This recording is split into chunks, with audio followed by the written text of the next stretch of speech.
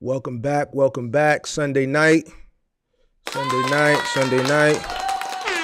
right, come on in. Hit that like button. Hit that like button. Let me know where you guys are checking in from. Let me know where you're checking in from.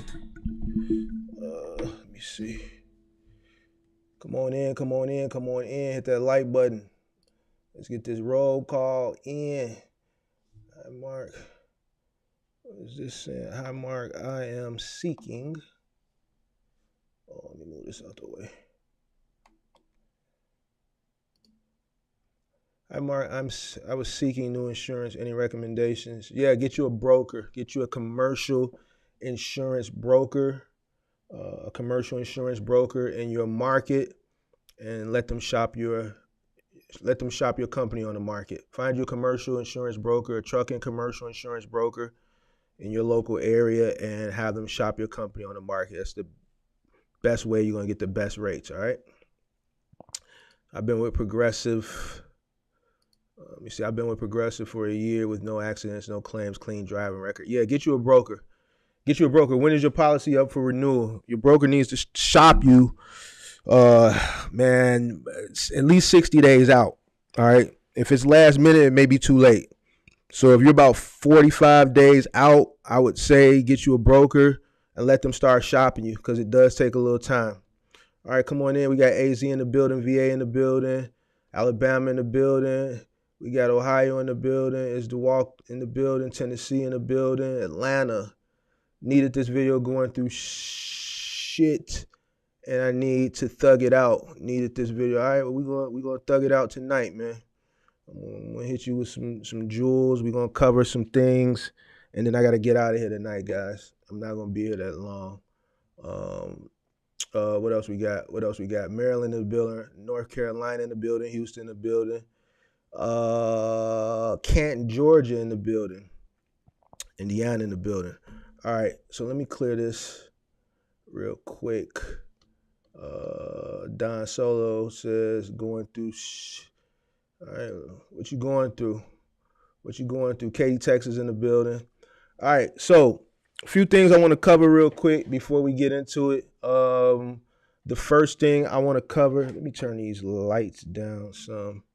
Look kind of washed out. Let me turn that light down a little bit because I'm dark. I need to stay dark. I like being dark. All right, so look, a few things before we get started. Thursday night, a lot of people, well, not a lot, but a few people have hit me up and asked me what happened to the Cardinal video. All right, the replay. A lot of people didn't get a chance to watch the replay because I had to take it down. So I'm gonna tell y'all the reason why I had to take it down. Man, hey Pippi, is my lip syncing up with the video? Is it a delay or am I straight? Seem like it's a delay on my end. Is it a delay? Is it syncing? In the basement sports says Delaware is in the building. Let me know. All right, so what happened with the Cardinal? So what happened was this. The next morning when I got up, I had an email sitting in my email box very early. I get up early. So even when I have these lives, sometimes go to 12, 1 in the morning, I still get up 4:35, 5:30 in the morning. So I get up, my email's a message sitting in there from John, and he says, man, he named a few names from Cardinals, the higher ups, higher than him, obviously, and they watched the video and they were ecstatic about it. But there's one thing that caught their attention, and could I give them a call as soon as possible? So I gave him a call, and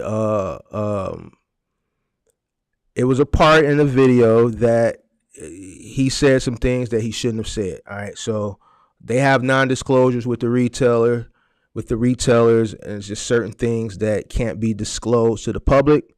And for that reason, the higher ups asked to have the video removed. Obviously, I obliged. Now, so to clear the record, every question that I asked him, we went over 30 minutes prior. So, it wasn't anything on my end. He owned up to it. It was his fault. I took it down because I don't, I don't know to what level, of it's serious, obviously, because if they have contractual agreements with the retailers on some things that they can't talk about, then it's serious. So I don't want anybody's job at stake, because I want to be, just not play fair, I guess to say. So I went on ahead and took it down. So, if you were there, then you got a chance to witness it and got some good content and some good valuable information. If you weren't there, I apologize, but I'm not the type of person who, if someone asks me to take something down, I'm just going to take it down. I don't want nobody's job being put at stake or none of that. So if you weren't there, it's unfortunate, but the good news is I do have some other companies that I'm working with. Some of them have been caught up in legal for a while, and that's another thing. None of those questions got pushed through legal, all right? Those are just questions that we went over, and I asked them, were these questions okay 30 minutes prior to us going on live. The other companies that I'm working with to have come on at a later date, everything has gone through legal, all right? I got one company's been caught up in legal for the past month. So I don't know if they're going to give it the yay, the nay, or they're going to say, you know what, you can talk about this, you can't talk about that. But all these big time logistics companies have legal departments. It's just certain things you can and can't talk about because of the non-disclosure agreements that they have, with the retailers. So I went on here and took it down, and they had asked me if I would be willing to sign something saying that I wouldn't put it back up. I obliged to that. Like I said, I don't want to, put nobody's situation at stake. So I went on here and obliged, and I just took it down. So if you were there, you got the information. If you weren't, I'm sorry. But I got some other companies coming up. I'm not going to mention the names right now because those companies are caught up in legal. And I'm just going to make sure that anyone that I bring on thus far, because when you're dealing with these big companies, these questions got to go through legal. I'm just going to make sure that all my questions go through legal. So that way, when we do this, I can be rest assured, they can be rest assured that everything is okay. So even though he got the clearance from the higher ups to come on, it was just certain things that it was one particular thing that he mentioned that he wasn't. So because of that one particular thing, I had to scrap the whole video. So it sucks. A lot of work, obviously, you guys know, went into that. A lot of behind the scenes stuff went into that. So it is what it is. So moving on. I'm sure some streamers that would have made the company pay for you to take it down. I'm sure some streamers that would have made the company pay for you to take it down. I don't think I know why they wanted it, and when he told me why, it made sense to me because it's something that I kind of always wondered, and I'm not going to say what it is. It's something that I kind of always wondered about anyway, and now it makes sense. You know what I'm saying? I mean, you could use your imagination a little bit, and you may be able to figure it out. It's not for me to, go over what it was, but, it was a simple mistake on his end. He even said it like, I know I'm not supposed to talk about this, and I did it. Like, it's not something that he needed coaching on. I think he was just kind of caught up, in the moment. It was a good live. It was very informational. And what y'all got to understand too is, and this is some behind the scenes stuff for you. None of these logistics companies are into like online brand ambassadorships or content, paying like influencers and stuff. This is something that they're getting into now. All right. This is something that they're getting into now. They don't even have departments set up for this. RXO hit me up like latter part of last year for a brand ambassadorship, and they were like, we don't even have one, but I'll build one, around you and blah, blah, blah. And, and same thing with this company, a few other companies that I'm working with. None of these companies have an online presence. So this is something that they're all getting into, and they just don't understand how it really works, but they're trying to figure it out because they understand it's very important that they have an online presence, and they have to work with people, I guess, who have some type of online influence. So it was a mistake he made. He apologized for it. I signed the thing saying I wasn't gonna put it up. We'll just focus on the companies that I got coming up, and we'll make sure that all the questions are gone through legal. All right. Next thing that people have been hitting me up about this weekend, this Amazon 6-month new person thing. People want to know what I think about it. All right. It's simple.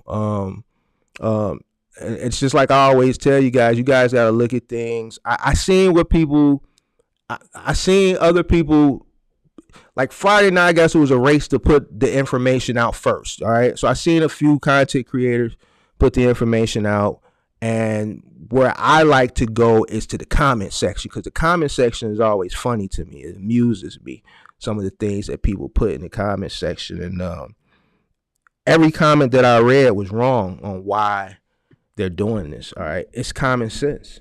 And it's like I always say, I want everybody to think like a business man or a business woman. Why do you think they're doing it? It's just a part of the process that's already been going on. It's a part of the transition process. Think about it like this.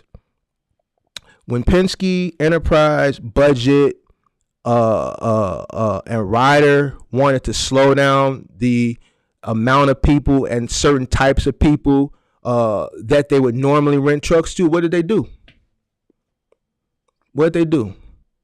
They made it harder to rent trucks. They made new rules, new regulations, new policies. They implemented new policies, right? More stringent policies, more tougher policies. They made it harder to rent a truck, right? It was easy to rent a truck. As long as you had a business, you go in and, okay, I'm ABC 123 Trucking. I want to rent a truck. How long do you want to rent it for? I don't know, man. A month or 2, 3 months. All right, well, it'll be $500 a week and 12 cents a mile. And that comes along with 1,500 free miles for the week. And once you go over those 1,500 miles, then it'll be 12 cents every additional mile after the 1,500 miles. All right, yeah, let's take it. You got one? Yeah, we got one right here. One sitting out front with the lift gate. Okay, I'll take that one. All right. Got your business credit or debit card? Sure, yeah, here it is. Boom.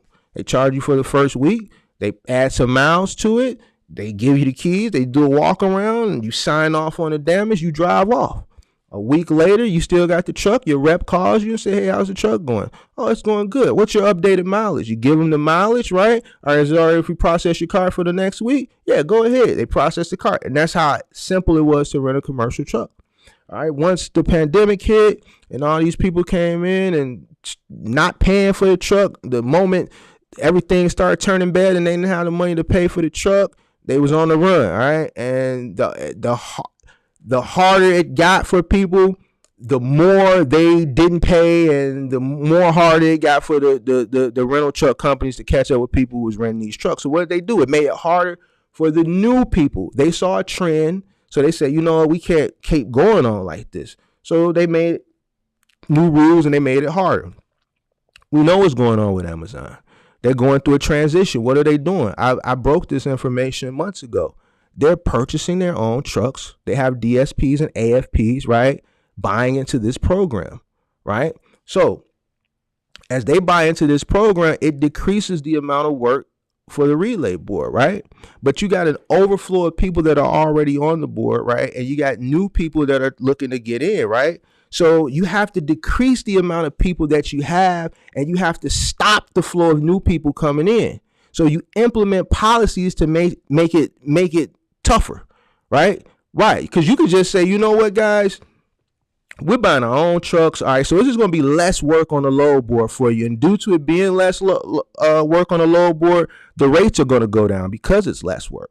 All right. So Amazon is still a business. All right. So they have to do it in an ethical way. This is just a form of good business ethics. All right. So you know what? We used you guys as much as we could when there was an overabundance of volume, right? All right. We didn't have the resources to tell people, no, you gotta have your authority gotta be in place 6 months, or no, we can't take the or no. They didn't care about nothing, right? They just, as long as you had a truck and you had authority, they accepted you, right? Because they had the volume and they needed to get it gone. They needed to get it off their dock and get it gone. But now, since they have their own trucks that are coming in, right, and taking a lot of this freight, right, they have a less use for the relay guys, right? So what are we going to do? We got to do stuff to get rid of them. And we got to reduce the amount of people coming on, because we're like one of the only people that a person with a new authority can really come to that's reputable. All right, so make it 6 months. That'll slow down all the new guys. Keep the rates low. That's going to run away a lot of the guys that are already on the platform. It's just business ethics. You know, they're not going to say, yo, we're bringing our own trucks in, and because of that, your rates are going to stay low. And, you know, you new guys that have been applying, yeah, I know our website says we'll get back to you within 4 days, but we know it's been 3-4 weeks now. We haven't gotten back to you. We just really don't have a need for you. You know what I'm saying? They're not going to say that. So they're just going to create things to ethical ways to deter people from applying, and then they're going to keep the rates low for people that are already on the platform to kind of deter them and maybe push them away. All right, they really want you to do those contracts. All right, so that's why they did the 6 month thing, because guess what? They could have did the 6 month thing a long time ago, but they didn't. Why? Because they couldn't afford to, not afford to monetarily. All right, monetarily wise, right? They couldn't afford to because they needed the freight pushed. It was all hands on deck. Whoever got a vehicle, we don't care what it is, as long as it's getting off the dock and we can meet our same day, next day standards. All right. So it is what it is, man. They utilize and use people as much as they could until they didn't need them no more. It's business. That's all it is. That's how I look at it. That's what it is. It's nothing more, nothing less than that. Let me see here, because I know I got some comments after that. New York in the building. They're all moving to DSPs. They're definitely moving to DFPs and AFPs. Then eventually get rid of the board. I can't say they're gonna fully get rid of the board. You know what I'm saying? It's a possibility. It's a possibility that they utilize the board like how they utilize Flex on the final mile side of the business. You know what I'm saying? Ultimately, things are going to happen, even with them operating it similar to DSP and AFP, where they're going to have to, quote unquote, possibly flex some routes out. So it's I'm leaning more to they're probably going to keep the board, but obviously there's going to be way less volume because majority of the volume is going to obviously go to vested interest, right? And then whatever carries over will get put on the board. All right. And because there's an overabundance of people that are on the board that have come accustomed to this program, right? They have to do things to kind of start, filtering people off of it, driving people away, deterring new people from coming in, all right, to kind of slow that down. Because guess what? Volume is eventually going to come back around. Volume is it's not going to be like what it was during the pandemic. And, we're going through an economic crunch right now, but a volume will eventually stabilize. And then you're probably wondering why they're making it tough, because they're bringing on their own trucks. They're sufficing the volume with their own trucks. Now, here's another thing. Well, where are they going to find all these people? Like, why? I don't understand why people don't think people will go work for $24 an hour. There's an issue going on in the country right now with immigration. You got a bunch of people coming south of the border. You got a bunch of people that's coming from overseas. And guess what? They're getting green cards and they're getting work permits. Those are the people that are going to be driving those trucks. Duh. Those are the people that are driving the trucks now. Duh. Like, man, like some of these comments I see is just ridiculous. Oh, well, Amazon's not going to be able to pay for the gas. Come on, man. Some of these comments is just ridiculous. You see them already doing it on the AFP side with semi trucks. You think they can't afford to put gas in a 26 footer? You see them doing it on the DSP side with the vans. The money is not the issue. The issue is they haven't been able to, a standard that they created, they've been having trouble meeting it lately. That's the issue. Money is not an issue. People is not an issue. People are not an issue. All those jobs are going to get taken by people that are probably immigrants with work permits. You might not want to work it. It might be beneath you, but somebody else is probably going to be better than what it was in their home country. So I disagree with a lot of these comments that I see out there. Maintenance, they ain't going to want to pay for the maintenance. Why wouldn't they want to pay for the maintenance? What makes you think they can't afford maintenance? If you can afford maintenance, they can afford maintenance. And it's not a shot. It's just honest. They have a lot more money than you. A lot more money than me. Everybody in this chat collectively, they have a lot more money than. If we all put our money in a pot, all of our assets, our money and our assets, they still have more money. It is what it is. It's capitalism at its finest. So I don't understand some of these comments when I be seeing them about Amazon. The fact of the matter is nothing stays the same. Things change, and the people who make these comments are the people who think it's going to be the same way forever, and they want to hold on to hope. And instead of you getting with the program and start putting your ducks in a row, you know what I'm saying? You want to sit here and say goofy stuff that Amazon can't afford and can't afford maintenance, or Amazon can't afford, is not going to want to put fuel in there, or Amazon ain't going to find nobody to work. Bro, it's people coming across the board. Let me explain something to you. The governor of Texas consistently is putting Mexicans that are crossing the border on buses, sending them to Chicago and New York every week. Our mayor had to write the governor down there a letter and said, stop sending them up here. All right. They've taken abandoned schools, gutted these schools out to house these immigrants. You know what they're going to do? They're going to give them green. They're going to give them work permits. He's putting them on a bus. They crossing the border down in Texas.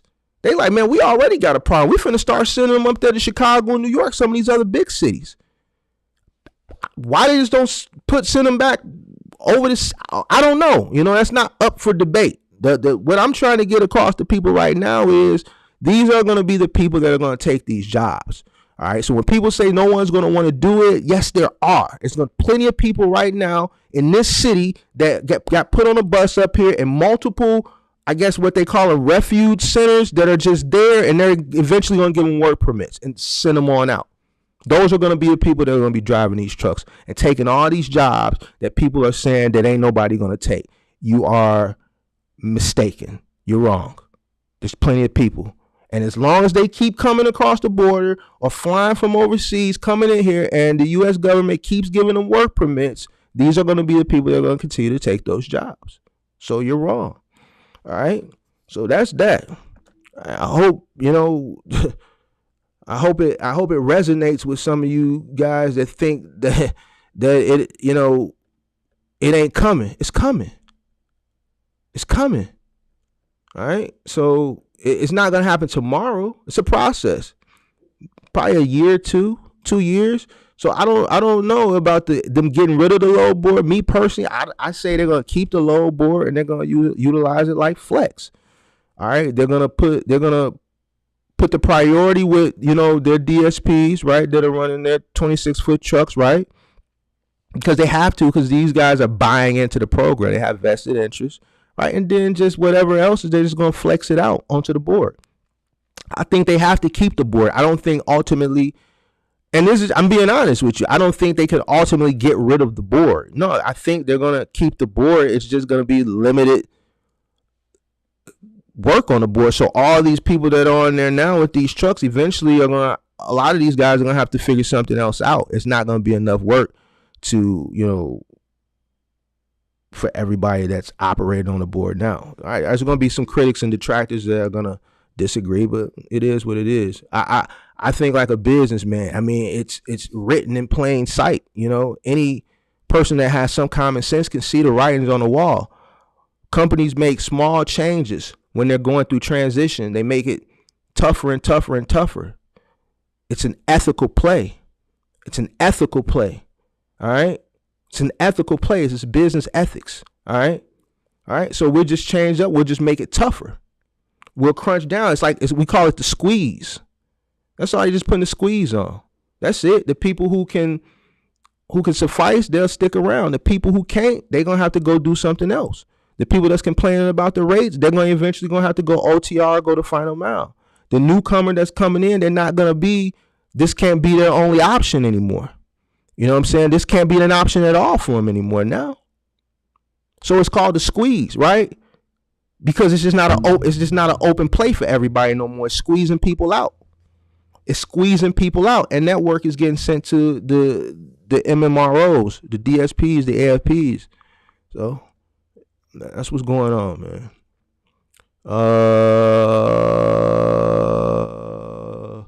They eventually get rid of the board and raises prices and more red tape. Hi from Fayetteville, what's going on? With a rental, do you have to have your own insurance or just rental company's insurance? I think you asked me this question, a comment on one of the videos. So with a rental, you have to have your own insurance. All right, if you're gonna run commercial freight, you gotta have your own insurance. All right. Even Axel says yes, big duh. And me and Axel don't agree on a lot, but we agree on that. I'm just kidding, Axel. Absolutely, $25 is life changing to them. Yeah. So, you know, and I just, man, it behooves me why people be thinking this stuff and be writing this stuff in the comment. Like somebody wrote, like, ain't nobody gonna want to work for $25 an hour. Are you kidding me? Are you kidding me right now? Man, crazy, man. Yeah, there's plenty of people. There's plenty of people. I could take you to 3-4 safe houses right now that they got them at, that they're going to give a work permit to. And those are going to be the people driving those trucks. So, yeah, okay.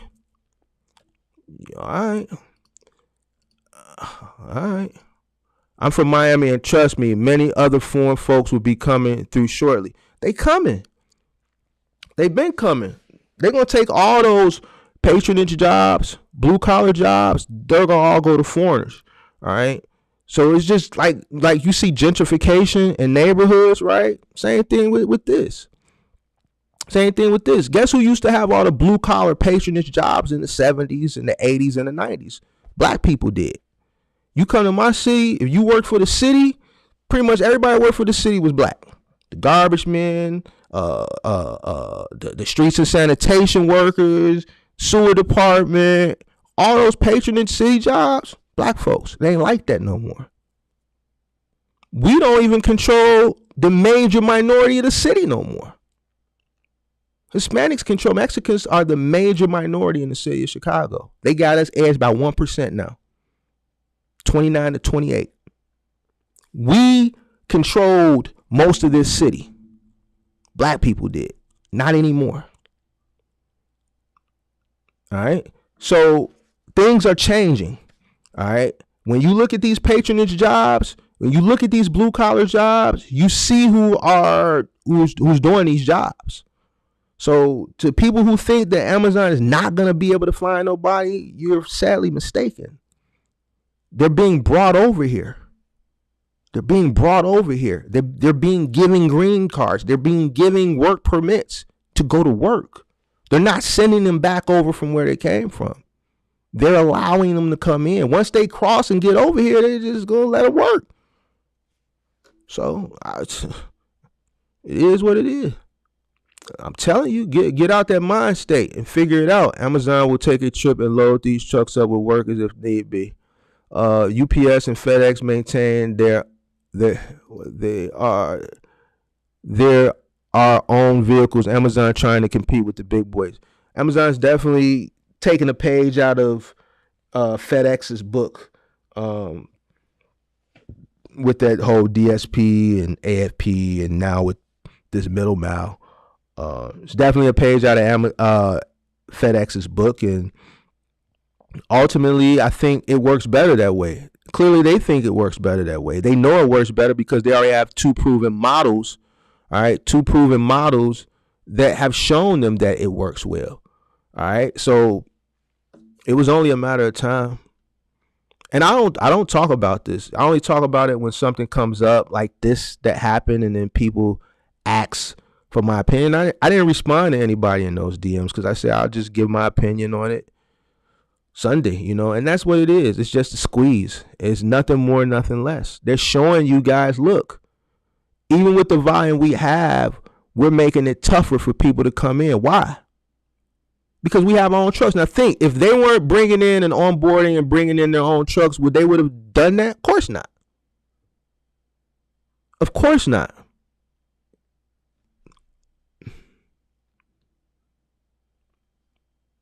And they tightening up. I read an article was it yesterday about how they tightening up their safety protocols. They putting a squeeze on all the stuff that they should have done from the initial start of their business with this whole middle mile and all this stuff.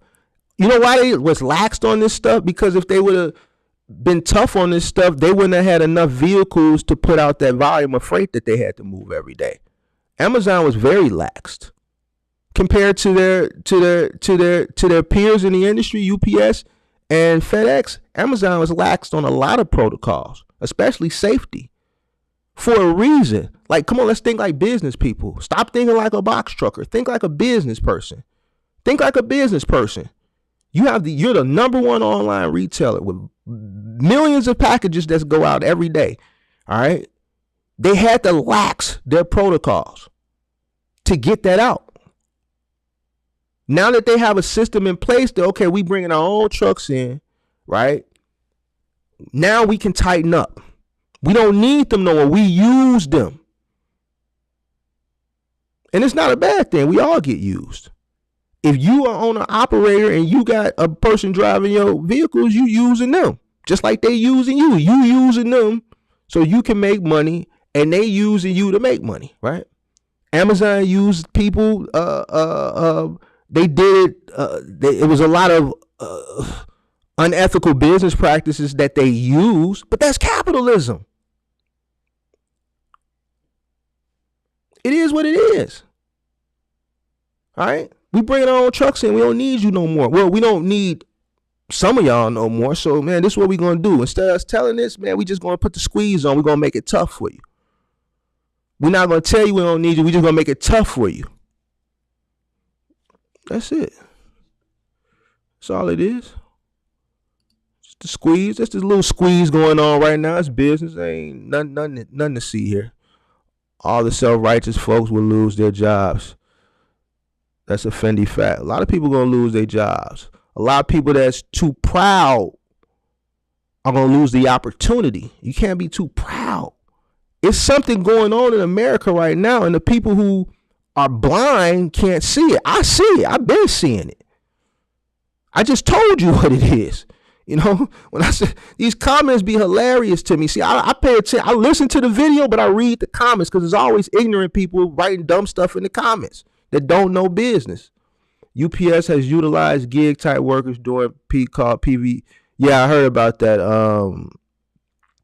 They still got to wear the brown uniform, but I heard they were delivering in their personal vehicles. I think they do it just around Christmas time, if I'm not mistaken. Look at the construction sites now. Yep. 80% of construction sites are filled with foreigners. I was born here, and even I am saying, damn. Yeah. Buddy and ATL about to be out of business. I know what you're talking about. Yeah, so, I don't know. He's definitely gonna have to change up his marketing strategy. He ain't gonna be able to market it, as as soon as you get your authority, you can get right to work. He ain't gonna be able to market it like that no more. So that's definitely gonna slow down a big part of his marketing strategy. So it is what it is, man. Listen, what do I always say on this channel? Nothing stays the same forever. Nothing stays the same forever. Get it while it's good. Recognize your run. Make sure you're doing what you need to do, appropriating your funds in the right places when the money is coming, because eventually there's going to be a disruption in the industry. And that disruption may work in your favor or it may work against you. All right. But nothing stays the same forever. Nothing. So even in this situation where he's talking about with Buddy down in Atlanta, he had something good for at least the past 2 years. Whether it's good or right or wrong or whatever, he was making money off of it. His whole marketing, all right, around it, a lot of his marketing around it was based on the fact where, you get your authority, you can get right to work with Amazon. Can't market it like that no more. So I'm kind of curious to see how he's going to switch up his marketing. Now, I'm curious to see how you're going to switch it up. Facts, I just started 210. My authority went active. Amazon had me waiting since then. I just went over to right. So they knew that they were going to already do this, right? Because on their website, it says when you apply, somebody will get back to you within 4 days, right? So 4 business days. They knew that this was coming into place. They just had everybody stalled out. I got a few DMs like, man, I applied with Amazon and they haven't responded. So they knew that they were going to, announce this, within the upcoming weeks, and they just stalling people out, just not responding.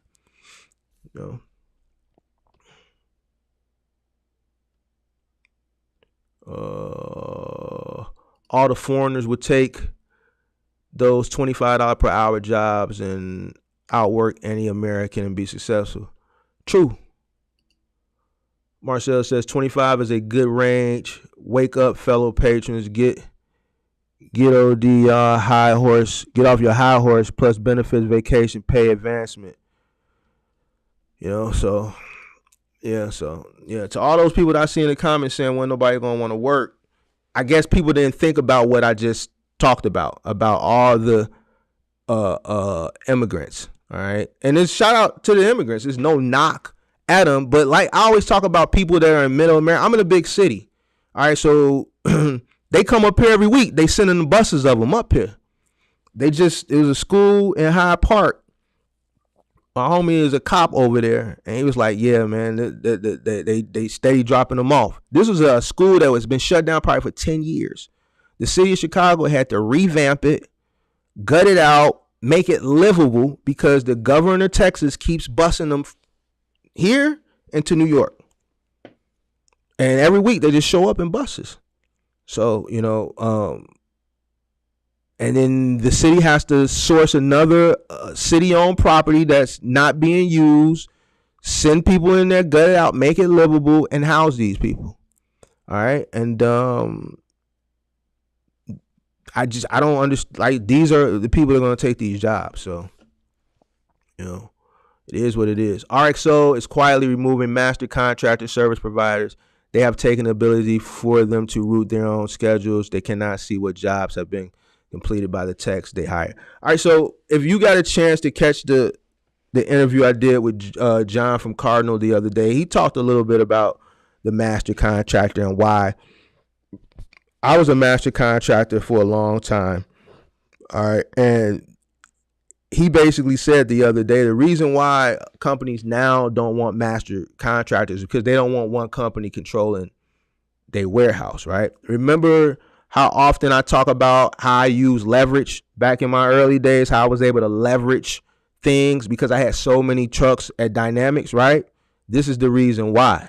All right. They don't want a company coming in pretty much dictating them, because they're the provider of the freight, but you got little Mitty Mark with X amount of trucks coming in there saying, I want a guarantee and this is what I want. And if you don't give it to me, ain't nothing moving. And I did that a few times, and I stood on business too. You see what I'm saying? They getting rid of that. They don't want that. They don't want one person dictating to them because they got all this leverage. So that's probably why RXO is getting rid of it. John from Cardinal was on the show the other day, and he said that's why they don't deal with master contractors, because they don't want one particular company controlling 25% or 30% of any particular warehouse. And I get it. It makes sense. You know what I'm saying? It is what it is. forcing them to get insurance through a company they have partnered with. Hold on. RXO is quietly removing master contracted service provider. They have taken the ability for them to route their own schedules. They cannot see what jobs have been completed by the techs they hire, forcing them to get insurance through a company they have partnered with, hiding overseas customer support. Are you sure you're talking about master contractors or just regular independent contractors, or both? If you live in America, if you've been trained to be and work for someone else, even your own business, they can put the squeeze on you, product, gas, light essentials bill. Yeah, you can get the squeeze put on you. I've had the squeeze put on me. Like you said, it could be through gas. It could be through a plethora of different things, equipment, material, the interest rates. But in this particular situation we talking about with Amazon, they just putting the squeeze on the carriers because they have a platform that they want the freight to go to, preferably first. And then, they understand that they have a supply of owner operators, though, that are in this network that have been relying on this freight. So, they got to create ways to kind of put the squeeze on them in an ethical way.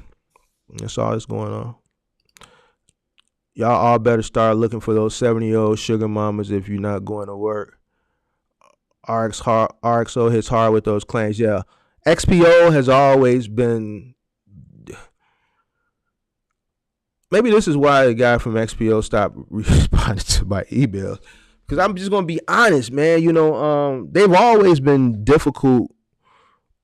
I don't want to say difficult. They've always been the most challenging to work with when it comes to one, onboarding, two, insurance, all right, and three, negotiations. Like, they don't budge.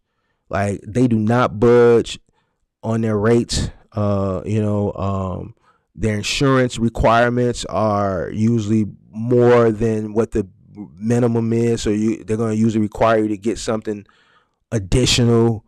XPO, RXO, they just, to me, they've been a headache. They've always were a headache to me. Do immigrants have to pay taxes or do they get stipend? I'm not sure. I'm really not sure. I think Amazon may have the upper hand compared to FedEx and UPS when it comes to AI. FedEx and UPS will start a push towards EV vehicles, maybe an opportunity for charging stations. I think Amazon may have the upper hand compared to FedEx and UPS when it comes to AI. Yeah, they definitely got the upper hand when it comes to. I don't want to speak to AI specifically, but I know they have the upper hand on them when it comes to EV, semi-autonomous and fully autonomous. You gotta remember they ordered those 1,000 autonomous trucks 2 years ago. So they coming, the build out process is underway. The vans that those Rivian vans that they just took delivery of 2-3 months ago. Remember, those vans were ordered in 2020. Took 3 years. So those autonomous trucks are coming. They'll probably hit the street sometime in 2024, 2025. But the fact still remains, they ordered 1,000 of them. People forget this. Like you gotta not live in the moment and think for the future. You know what I'm saying? That's why these comments, when I be reading them, they be funny to me. Not on my channel because I don't really talk about Amazon, but when I see other people put stuff up about Amazon and I read the comments, people so hell bent on this lasting forever. The way they're operating it, they think it's gonna last forever, and it's just not gonna last forever. It's not. Things are gonna change. Amazon is a very rich business who wants to make even more money. All right. So however they can cut costs and save money to make more money, that's what they're going to do. If they can create something to replace you that is going to do your job over and over and over and over and over again, and we only got to pay for it one time, and they say, well, in a year, you're going to get your money back. All right. You buy this robot. He's going to replace 2 humans. It's going to cost you $1 million for this robot, let's say. In a year time, you're going to get your monies back. And then everything after that, you're going to save X amount of dollars for those 2 employees. What you think they're going to do? They're going to get rid of them 2 employees. If you think they're not, then you're crazy. I don't understand why people think they're valuable to the company. You're not valuable to them. You're only valuable to them when they need you. Once they don't need you no more, you no longer become valuable to them. All right. So, and this ain't to knock. This is just to people wake up. I didn't do the videos. I wasn't breaking my neck Friday. I don't care. You know what I'm saying? People was hitting my DMs up, sending me links to other people's videos. I watch the videos. I read the comments. The comments are funny to me, man. I don't understand why people think stuff is like, this is life. Things change. If you are over 30, I want you to go back into some neighborhoods that you lived in when you was a kid. I guarantee you the neighborhood has changed. All right. I guarantee you the neighborhood has changed. All right. All right. So, you know, things gonna always change. Nothing stays the same forever. So just be prepared for the change. Master contractors, yeah, they just probably don't want a few companies controlling their dock. You know, and I get it, you know what I'm saying? Like I said, I used to utilize leverage, and but this was back when, you know, they really didn't have it figured out. They got it figured out now. So now it's just like with the Amazon putting their squeeze on, RXO is putting the squeeze on the master contractors. They know that we can bring in, okay, if this master contractor got 8 trucks, man, we'll just tell him, okay, well, you can only max out at 3 in this warehouse, but now you got to send your other 5 trucks. You got to send 3 trucks to this warehouse, and you got to send those other 4 to another warehouse, but you're not finna have all 8 in here. All right. Because now we got enough people that are in this business. We can just we'll just deal with the other. If you got 8 in this facility, we'll just bring in 5 more independent contractors. We'll deal with them. All right. Because guess what? They're not going to talk to us like how you talk to us. They're not going to squeeze us like how you squeezing us. Because you could say, man, I ain't running nothing. And that's 8 trucks that's sitting. That means that's 8 loads on that dock. They don't want that. They don't want that. They don't want no, what Kanye saying, no one man should have all this power, or however the lyric go. That's how they're looking at it. And when you're a master contractor on any dock, that's the power that you have. And they don't want you to have that power no more. So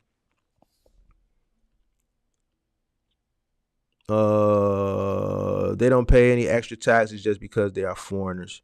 That goes the answer to that question. They have made it impossible to get insurance with any other provider. They partner with a company that is willing to write it. Well, you talking about RXO, right? Yeah, I've been hearing that a lot about RXO. What's the name of that company? Quiet as kept. They probably own that company. They probably own that company. It's probably you got what's called and some of you guys may know, some of you guys may not know. Once you become so big, you have to become self-insured. All right. And I've never talked about this before because it's probably a lot of you guys probably never deal with this, but there's a lot of companies out here that have so many trucks and they're just so big, no insurance company is going to write for them. Now, RXO deals with ICs, but XPO still has their own fleet of trucks too. You can get to a point where you become so big, you're self-insured. A good example of a self-insured company is U-Haul. U-Haul is self-insured. If you look up the U-Haul holding company, which is Americo, AMERCO, all right, that's the holding company for U-Haul, Americo. So even if you go buy U-Haul stock, it's not going to be on a U-Haul. The ticker symbol is going to be UHAL. So the ticker symbol is going to be UHAL, but the holding company is Americo, AMERCO, right? So Americo owns all of the subsidiaries of U-Haul. They own their I forget the name. It's called I forget the name of their insurance company. It's called West something, I think. Westway or something. I think if I remember, it starts with a W. They own that. They own U-Haul, and they own all the U-Haul subsidiaries because every state is a LLC. So you got U-Haul of Illinois LLC, U-Haul of Arizona LLC, U-Haul of Connecticut LLC. So every state is its own LLC, and then within that state you got different marketing companies, MCO 757, MCO 759. It's a very elaborate structure, but so they own their insurance company, they own all their holding companies, they do have a commercial truck side of the business, but it's not big, so that's why you guys probably never heard. But there is one, and a plethora of other stuff that U-Haul owns. But getting back to it, U-Haul is self-insured. It's not U-Haul Insurance. It's not called U-Haul Insurance. It's called something else, but U-Haul owns it. It's under the Americo umbrella, which is U-Haul. So a lot of these big companies are self-insured. So I'm willing to bet that, RXO, XPO is probably an insurance company that they own, and then they probably want to try to force all their ICs to come in under their insurance company, and then that's revenue for them. So I wouldn't be surprised if you tell me the name of the insurance company. I'll look it up and do some digging to see if XPO has some stake in it or owns it. I went to Walmart today, and they had about 3 humans on registers and the other 21 registers for self-checking. Yeah, that's how Walmart did it. They revamped all the Walmarts. They got people there just watching everyone else check their own self out, and if you need help, then they'll come over and help you. But yeah. Yep. Look how many cash lanes they replaced by doing that. Humans they replace, by doing that. Ultimately, all businesses care about their bottom line unless you are a mom and pop business. Even mom and pop businesses care about their bottom line. You got to. It's just like I talk about overhead. You know what I'm saying? Your overhead, decrease your overhead. You know what I'm saying? Make sure when you enter into the space, you don't enter with too much overhead. All right. You don't want to take away from your bottom line, right? So all businesses, I think, care about their bottom line. Majority of their parcel is smaller, so using automated processing centers, whereas UPS and FedEx still need manpower to load vehicles. Amazon now has the ability to automate loading pallets. So someone sent me a video of a robot, a piece of machinery that loads a 53-foot trailer, 26-foot truck. Like, I meant to put it in video form to kind of show on this stream. I'm gonna have to see who sent me that, but it's a new piece of technology. It's a piece of machinery, so all the freight is loaded onto this thing, and the thing is measured out so that it can go right into the 53-foot trailer, and then the pallets are stacked on this thing. It goes into the trailer, and it just, I don't know how it lowers or the thing comes from under it, but it just puts the pallets in the trailer, and then the thing slides back out. And it loads so you don't even need a forklift driver to load the semi truck no more. They have equipment for that. So, like, yeah, the technology is there. As long as the technology is there to make these things and build these things, then these big companies are going to buy it. They have no problem buying these things to ultimately make themselves more money. But yeah, I didn't know what company. So I guess you're saying Amazon, because I know what machine you're talking about to automate loading pallets. They're automating loading the pallets and automating loading the actual trailer as well. So yeah, man, it's getting real out here.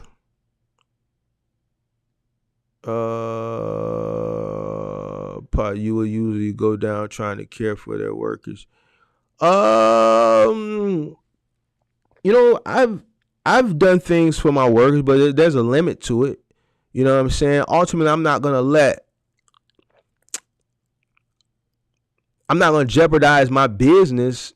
Here's the thing: if I pay someone and I pay them well, and they have a bad habit of misappropriating their money, after so long, I'm gonna stop giving advances. Right? I'm not gonna put my business in jeopardy because you want to go gamble, or you want to go trick your money off. All right, I'm not going to jeopardize my livelihood. So I agree with you. There are some people like that, but not everybody, because I'm not doing it. I look out for a person, but if I see it's a bad habit, then I'm gonna cut it off. I can't jeopardize my livelihood because somebody else is flawed.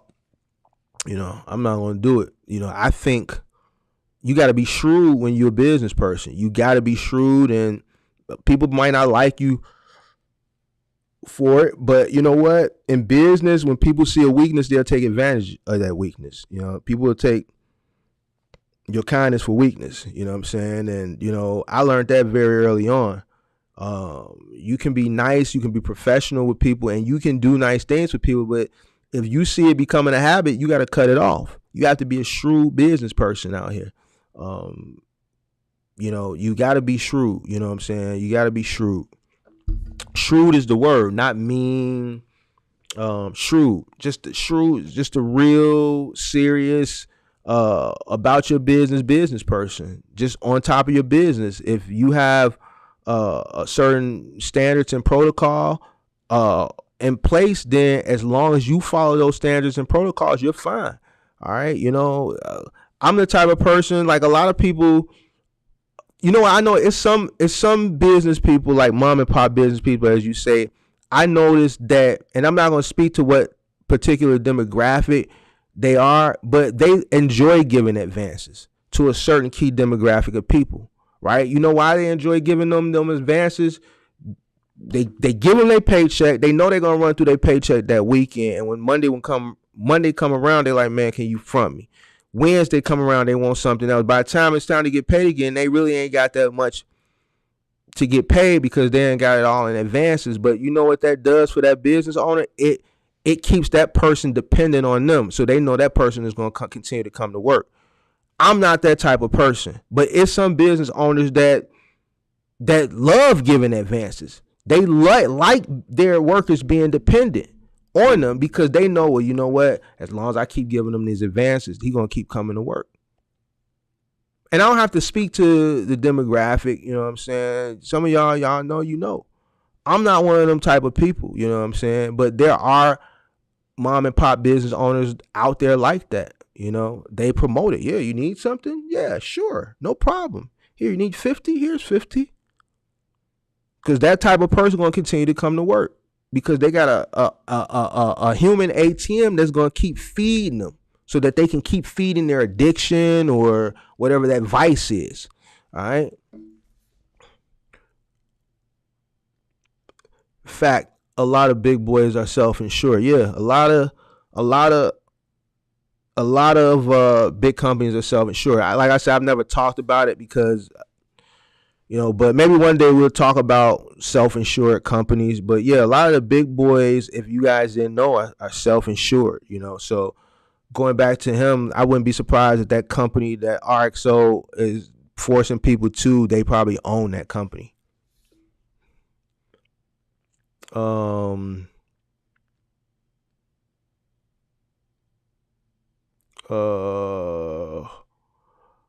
didn't even talk about what I came to talk about tonight. I learned Walmart was designed this way for self-checkout in the beginning, just had to slowly break people in.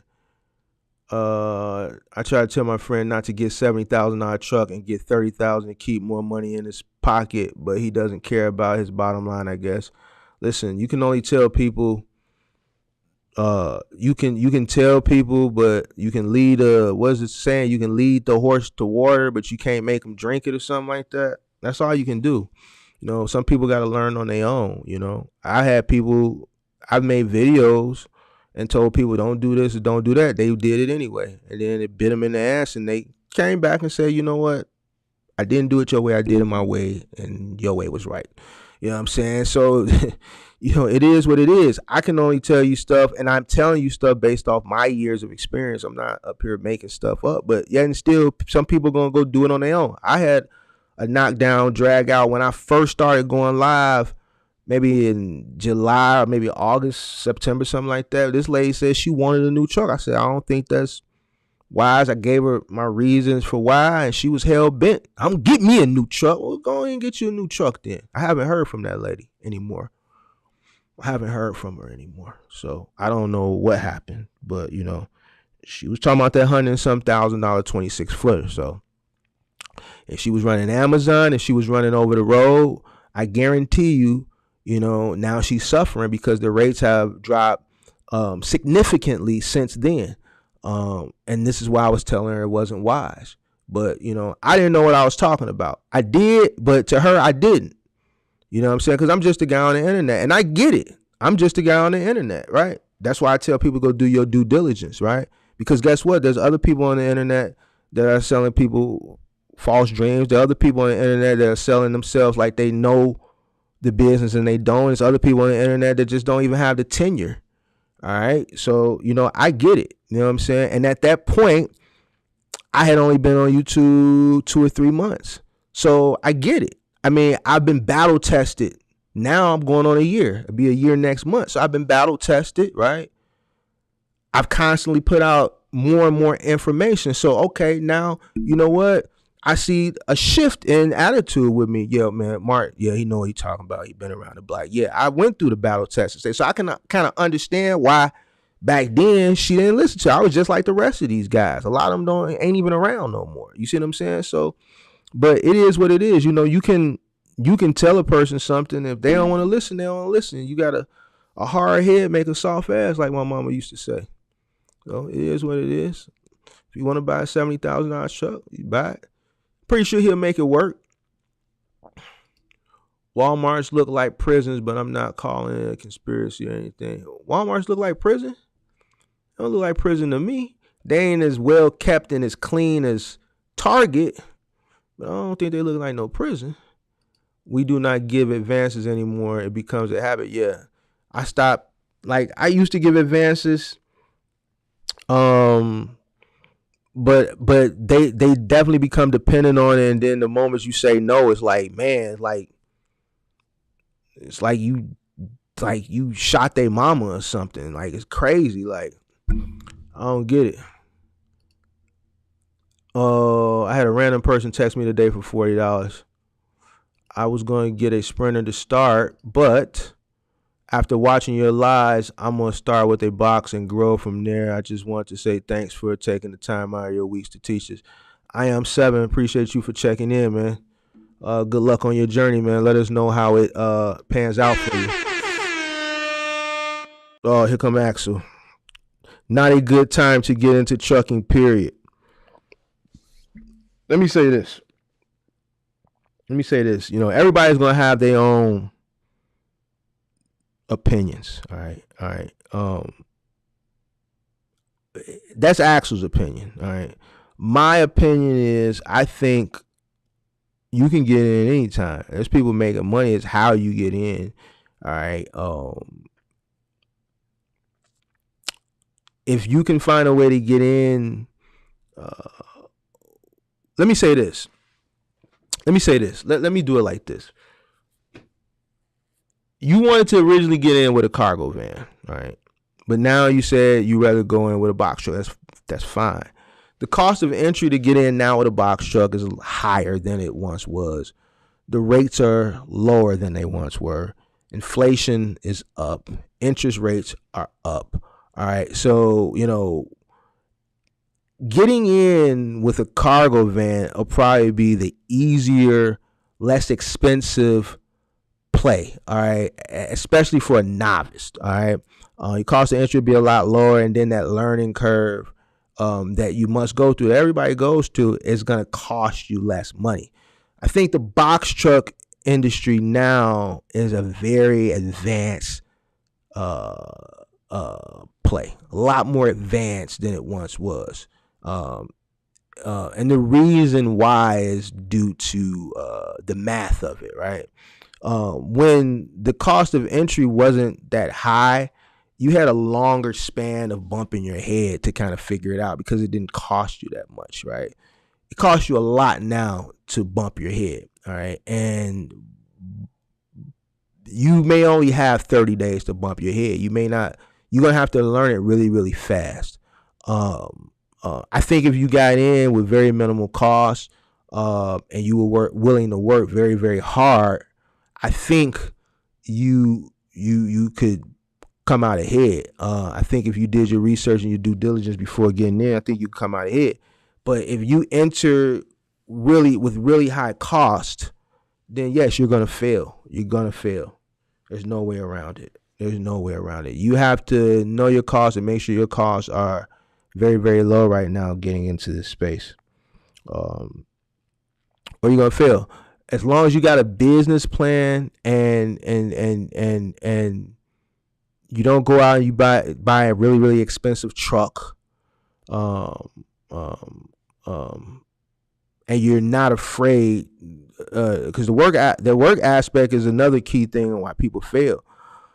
If you're not willing to bust your behind and work to make that money, if it calls for you going out over the road for 3 weeks at a time, a month at a time, all right, so that you can make sure that the business profits, if that's not an issue for you, then I think you'll be fine. But if you're not willing to put in that hard work, and you enter with really high costs, then yeah, you're gonna fail. You're gonna fail. So, but I think any time is a good time as long as you enter correctly.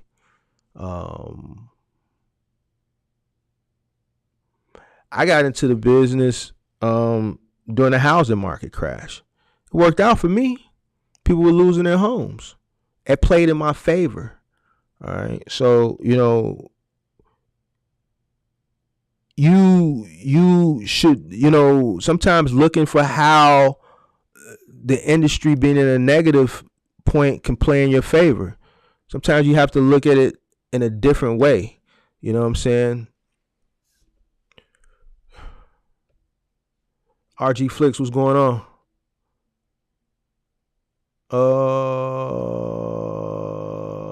It's worth the ethic. I think you meant effort. I've been doing Uber for the past year and made 71,000 in the DMV. I'm using my same work ethic and research and learn from individuals like you for the pros and the cons. Do Haitian, yeah. I think any time is a good time as long as you enter correctly.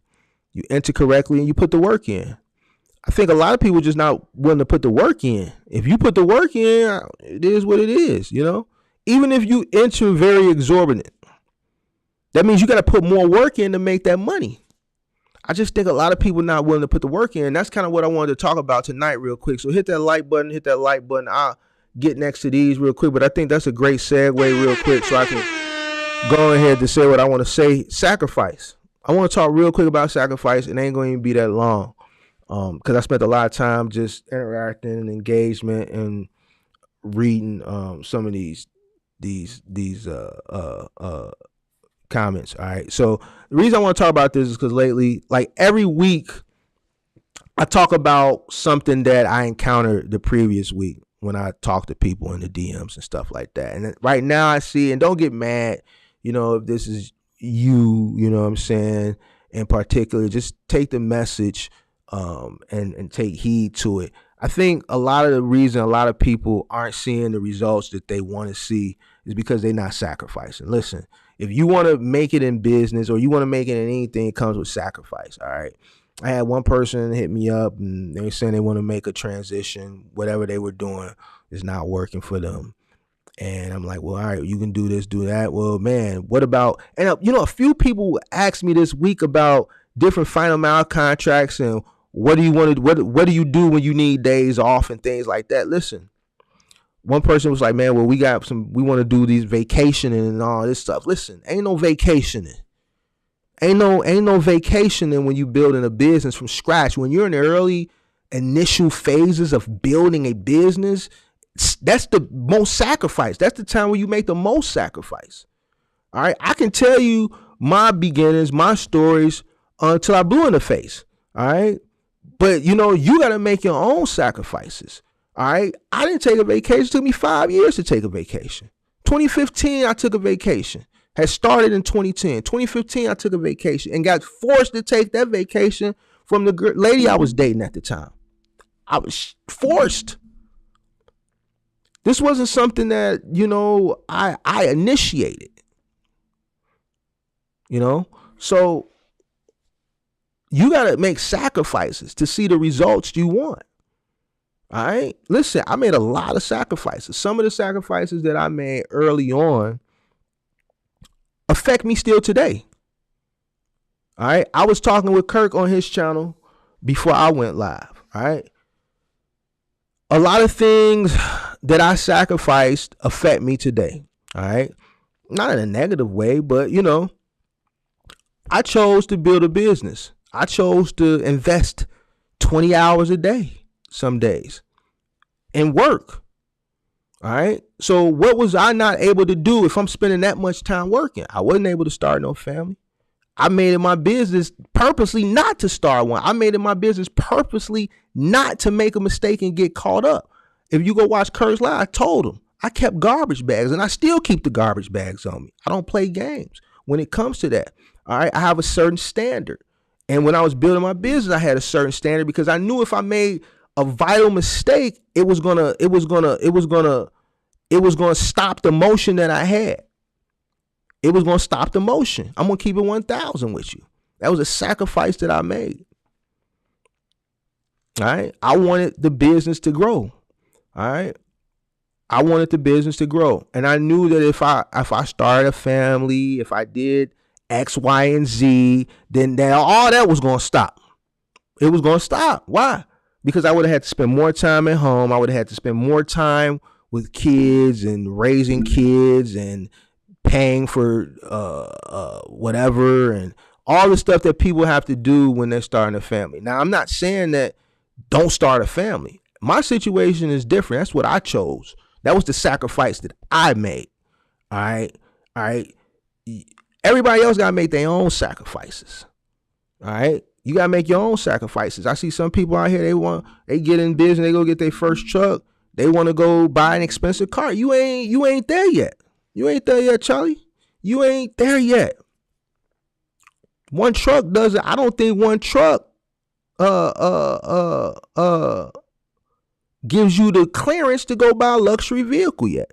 Nah, because that note that you're paying for that luxury vehicle, that's the note you should be paying for that second truck. If your business is not paying for that luxury vehicle, then you shouldn't be driving a luxury vehicle. Mark never owned a luxury vehicle. I never owned a luxury vehicle. Well, Mark, what are you talking about? You said you had this, you had that. Yeah, the business owned it. Mark didn't own nothing. Mark never owned a luxury vehicle. My business has leased those vehicles. I'm the president of my business, all right, of the business. All right. And the business provides the president a take-home vehicle. If the business is not paying the note, it shouldn't even be a note. It should be a lease. All right. If your business is leasing, if you're getting a luxury vehicle, you should be leasing it. All right. So if your business is leasing a luxury vehicle, the business should be paying for it. You shouldn't be paying for it. If it's coming out of your pocket, you're doing something wrong. All right. So that means you're not sacrificing. You're not sacrificing. Some of these trips, Kirk was talking about the baby daddy stuff. I'm talking more about the sacrifice that a lot of people not willing to make. You could be dating somebody and they could be like, come on, babe, let's go. You had a good 2 months, babe. Let's go to Jamaica, babe. I seen what you made, babe. Let's go to Jamaica. What you gonna do? Because I'm gonna tell you right now, I've been to Jamaica. It ain't cheap. It ain't cheap. You can go there and getting there ain't cheap. But now when you get there, you can stay somewhere cheap. I wouldn't advise it. I wouldn't advise it. All right. So you want to go to Jamaica, you already looking at about 5. That's about 5 right there. Now that 5 right there, you could take that and do something else with it. I'm hearing people want to take vacations. No, it ain't time for no vacation. If you hitting me up and you're telling me you're struggling, and I'm like, all right, well, you need to go do this. All right, well, we're going to have to wait because I'm thinking about taking a vacation. Nah, man, listen, you're struggling. You can't reward yourself with a vacation. You can't reward yourself with a vacation. You need to punish yourself and figure out how to make this money.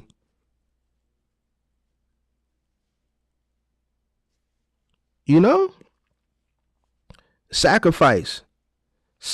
What are you willing to sacrifice? I know what I sacrificed. And I'm here. I've said it over and over and over again. What are you willing to sacrifice to make it? How big do you want your business to be? If you want a business where you scale, if you're in one truck and you content with what you make it, then this ain't for you. But if you one of those people I talk to that have dreams and admirations of scaling a business, you got to sacrifice the most. you got to sacrifice the most. You got to sacrifice more than that person that's just in that one truck. If that person is in that one truck and they're making profit every single day and they're satisfied with their profit and that profit is enough for them to take care of their lifestyle and that's what they're content with, them in that one truck, then they straight. But it's a lot of people out there that want those 5 trucks. You're going to have to really buckle down and sacrifice. It takes about 4 trucks before you can really start playing. And when I say playing, I'm talking about playing.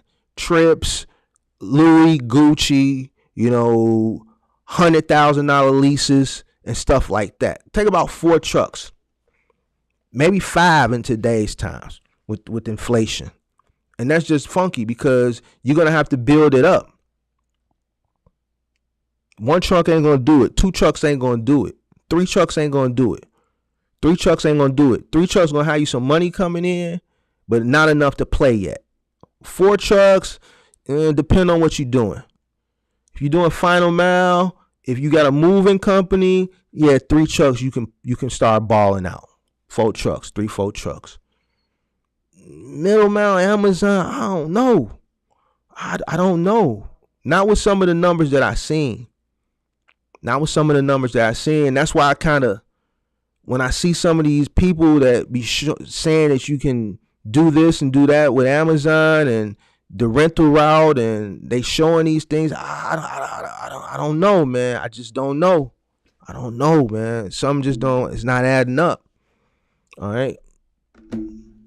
I know what it takes to go get that first lease, that first luxury lease. I know how much it takes. All right. All right. If you take a trip, right,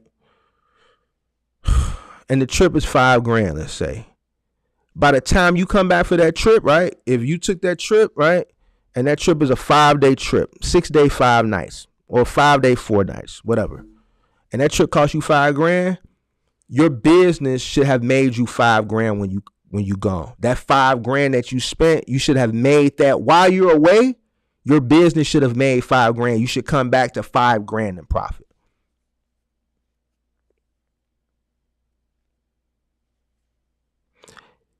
I'm the type of person that if I spend a large lump sum of money, I gotta get it back. I don't like spending money, large lump sums of money. If I spend a large lump sum, I gotta get that right back.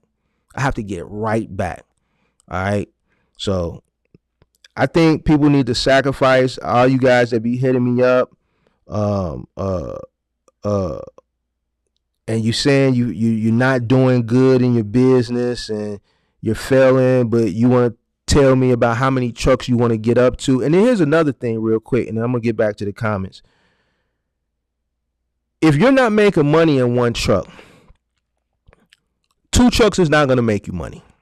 Well, man, Mark, I'm not making it 1, but I was thinking if I go get this second truck, then I'll be able to make some money. No, it don't work like that. If you're not making money in 1 truck, what makes you think you're going to make money with 2? The only thing, and I said this before, man, if you're losing with 1 truck, you're going to duplicate your losses in that second truck. You haven't figured out how to make money in 1 truck. It doesn't work like that. Okay, you're losing in 1 truck, but if you add the second truck, you're going to make money. No, you're going to duplicate what you're doing in the first truck. You don't have a proven strategy to make money. When you figure out a way to make money in the first truck, you duplicate that strategy with the second truck. How can you duplicate? You're duplicating failure. So whoever's telling you, well, you're not gonna make money until you losing in the first truck, but if you go get a second truck, then you'll make money. You'll see some money out that second truck. No, you're gonna see the same losses you see in the first truck. Because you haven't figured out how to make money yet in the first truck. So how the hell are you gonna figure out how to make money in the second truck? So no, it don't work like that. You figure out how to make money. Until you figure out how to make money in the first truck, no, you're not ready for a second truck. And even when you figure out how to make money in the first truck, that first truck should start making enough money. You should get that first truck to a point where it's making enough money so that that first truck can go out and get that second truck. You shouldn't have to go in your pocket to get the second truck. Once you go in your pocket initially, you shouldn't have to go in your pocket again. Even if you're running that first truck and you're running that first truck to death to afford that second truck, then do it that way. But that first truck should be able to afford you that second truck. You shouldn't have to go back in your pocket. All right, it's gonna be different for everybody. You know, some people may be able to do it quicker and have a quicker turnaround than others. Some people may take longer. It may depend on what you're doing. You know, it may depend on your market and what you're doing. You could be running final mile in a smaller market, right? And the routes aren't paying like they would be paying in a larger market. Person in a larger market making more money, right? But they're paying more money too, right? Because the cost of living is higher, right? So the labor cost is more higher. So, you know, it's going to be different. Not everyone's journey is going to be the same, right? So just make sure that if you do plan on getting that second truck, make sure you're making money in the first truck first. Stop believing these people saying that, oh, well, you're going to get the money in the second truck. No, you're not. I haven't met a person yet that was failing in the first truck that went out and got a second truck and became profitable. So the second truck going to be profitable and the first truck still going to be at a loss. So even if that was a thing, that means you're just crossing one out. You're still losing. You know, so that's it, man. Sacrifice, man. Make sure you guys are sacrificing, man. Don't live above and beyond your means. If you want to be successful, stop falling victim to these content creators that's selling you a lifestyle. You know what I'm saying? Takes a lot of hard work to get to the top. And when you get to the top, it's very lonely. It's very lonely at the top, all right? But you don't get to the top until you sacrifice. You got to give a lot of stuff up to get to the top, all right? You might have to give up your free time. You might have to give up your friends. You might have to give up, I don't know, partying, drinking, smoking. You may have to just give up a lot of your ample free time to invest into your business initially. And when I say initially, those initial years could be the first 3-4 years. It's going to be different for everybody. You know what I'm saying? Not everybody has the same journey. You may enter into business already with a family, right? So your growth phase may take a little bit longer because a lot of the money you can't, you know, you may have to pull out more money, right, to take care and sustain your family living, right, versus putting that money back into the business. Whereas it might be a person who started the same way you did at the same time you did, who still lives at home, who doesn't have any bills except his cell phone, and is able, all the money that person is making, they're able to reinvest 90% of it back into the business. So that person is, their growth rate is going to be a little bit, it's going to be faster than yours. All right. So, you know, you can't look at the other person's situation either. You know, everybody's journey is going to be different. You know what I'm saying? So, got to keep that in mind too, you know. So Axle freight is always moving. Always, I stand on any main street for 5 minutes and you'll see more freight vehicles for ambulance, cop cars. Freight is always moving. I see you. So the thing with Axle, let me see. He responded, you just got to put in the work and do your due diligence in market. Axle, do you drive Sprinter OTR? Who told you non-CDL box trucks is golden right now? Axle, see, y'all got this man started. Look, it's not golden. All right, so let me be a mediator in this, but it's not golden. But you can't deter people either. I'm speaking directly to Axle because Axle is a little older. He's a little stuck in his ways, and he's going to give it to you straight to the point. Now, I'm going to be honest with you, too. Some people just not going to make it, all right? Is it difficult to get in right now? Yeah, it's very difficult. It's a very advanced industry right now. You really got to know your way on how to maneuver around. Axle is just going to tell you, no, don't get in. Me, I understand people are going to do what they want to do. So I don't tell people that. I tell people that if you're going to get in, just make sure you enter in correctly. So don't, yes, I'm an expedite. Don't take what he says to heart. I'm doing final mile with 26-foot at HDL and VA. Any other suggestions? It's slow now. I do moving on the side, but still want more. You doing fine amount with HDL, Home Depot, and Lowe's? No, that's not Home Depot. HDL. What's that? HD Supply?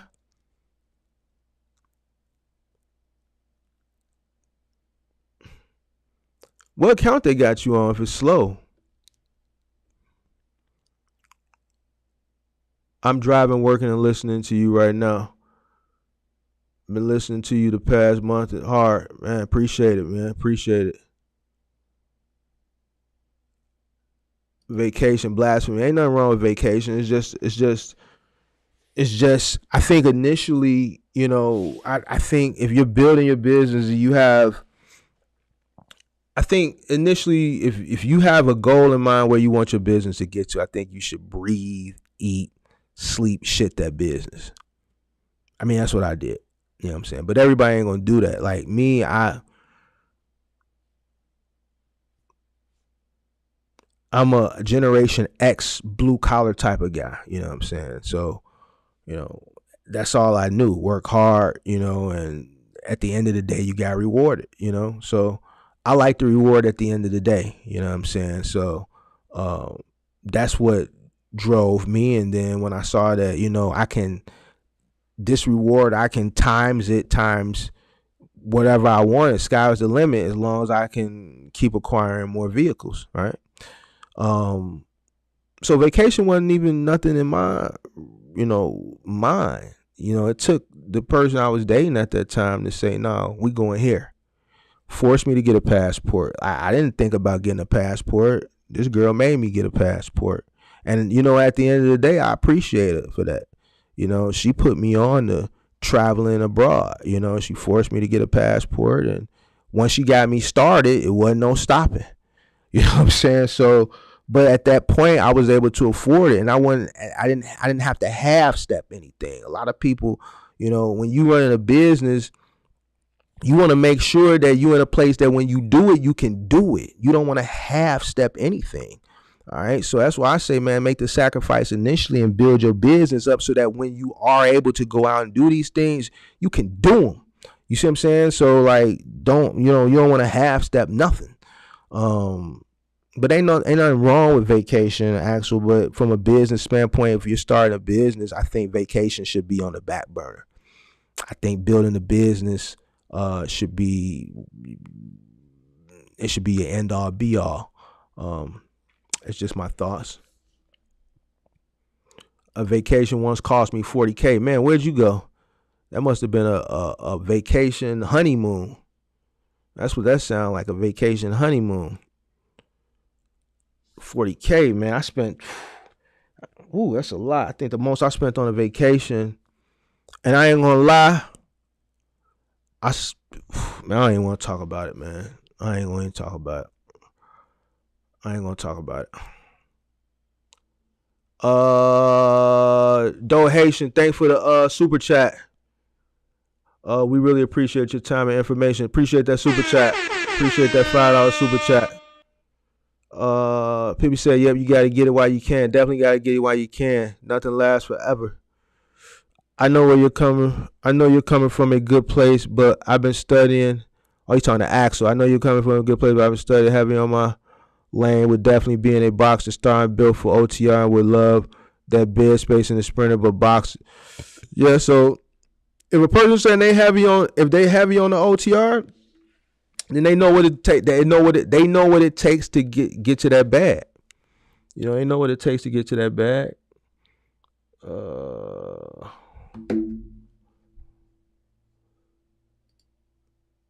Axel says he's going to build himself a beach in my basement, sand, lights, island music, kiddie pool, imported seawater, and poster of Pamela Anderson. You could tell Axel is old because he talking about a poster of Pamela Anderson, man. And man, we ain't thirsted over Pamela Anderson since Baywatch, and that was like late 90s, man. Man, come on, man. It's plenty other things out here now that you could be thirst trapping over, man. Pamela Anderson, man, she ain't been a thirst trap in over 20 years. Come on, man. Hey, man, download Instagram, man. Get off TikTok, man. You gonna see there's plenty of eye candy on Instagram, man. You talking about Pam Anderson, man. What's wrong with you, man? I know you're coming. What's wrong with this guy, man?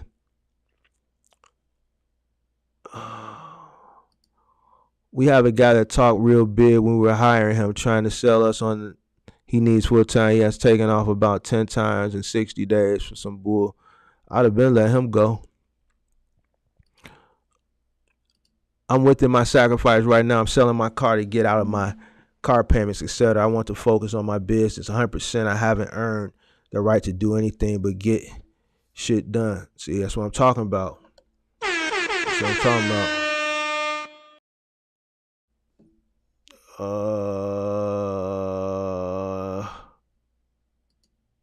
I try to explain that too. He's not ready to expand a second truck. Robbing Peter to pay Paul.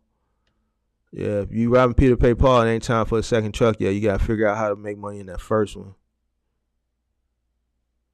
Axel says, "Live humble and you will not tumble." Axel copyright slogan. LOL.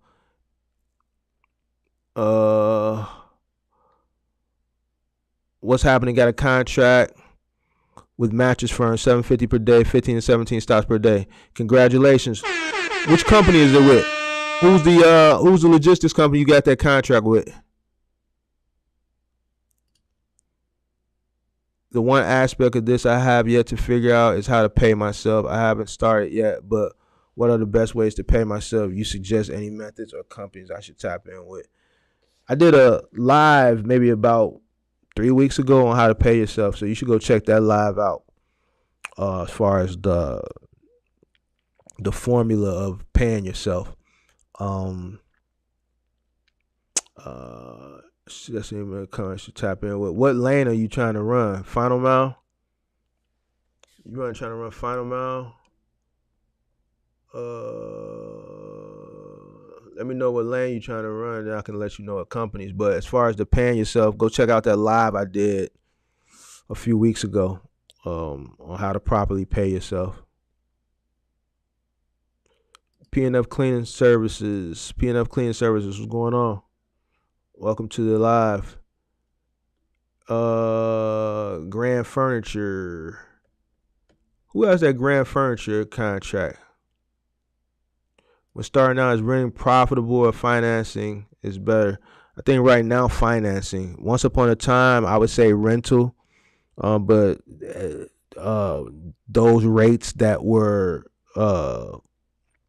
fair and you could profit really, really good still, those days are over with. So right now, you probably want to go out and finance a truck. Now, I have been seeing some people that are getting into the space recently, and they have been getting some fair rates. So some of these companies are retracing, but I can't speak to if these are just specific branches or if this is a nationwide thing with all the branches across the corporations, different corporations, the 4 big corporations for rental trucks. But if the rates that have been in place the past year are still in place, then you probably want to finance. I wouldn't pay some of these rental rates $1,500, $1,000, $1,200. No, I'm not doing that. 30 cents a mile, 39 cents a mile. Nah, it's going to be very hard for you to profit at those rates. So if you're getting those rates, then you want to finance. Currently got a contract with mattress firm, $750 per day, 2 men, 15 to 17 200 miles per day. Does that sound like a good deal? $750 per day, 2 men, 15 to 17 200 miles per day. Yeah, that's about the average right now. $750 would be the minimum you would want to go for. 200 miles is kind of up there, but you're probably in a rural area, I'm assuming, based on the miles. So that may just be something you may have to deal with. You may not be near a large city. But yeah, that's the minimum that I promote on this channel. If you're doing final mile, you want to be at least $750. Stops are going to vary, but mattresses aren't they're not that hard. You know, it's not like doing 15 to 17 appliance delivery stops a day. Mattresses are, whoop, bam, thank you, ma'am. You know, once you get the hang of it, like you in and out, like you stole some. So yeah, it's a good deal. Uh, Bringing those mattresses in are hell, but my helper and myself make at least 200 total in tips. We bust that down half and half. I pay him 150 per day, so he makes like 250. That's good. That's good. That's good pay. That's the minimum too that I say you should pay your helpers 150. So your helper doing good. Mattresses ain't nothing though. You say they hell unless you doing like you might be what you doing 15 to 17 king size deliveries. The only ones that really should be giving you hell are the king sizes, and they should only be giving you hell if it's stairs involved. If it's stairs involved, those king sizes may give you hell, or if it's like going into like a bi-level home and there's some tight turns or winding stairwell, then that may give you hell. The box spring shouldn't give you hell because if it's a king, it should be a split box spring. But you know, some of those king size mattresses, man, I feel like them things got 2-3 bodies inside of them. So I feel you, but you know, a secret to carrying a mattress, you can use the strap, man. Put a hump strap down. If it's a real heavy one, what you do on the truck, you lay a hump strap down. If it's a good firm king size mattress, you lay a hump strap down. You set the mattress center on the hump strap. Each one of you wrap that hump strap around your wrist, then around your fist. The person who in the back, you lift it up. You have your hand right there. The person who leading the way, he gonna wrap it around his waist. He gonna walk. He gonna walk front, and he just gonna balance it. Put it on his back and balance it, and then you get it that way. Or he can walk backwards if you want to. Either way is fine. That'll help take some of the pressure off you with some of those king size mattresses. Just put it center it on a hump strap and go.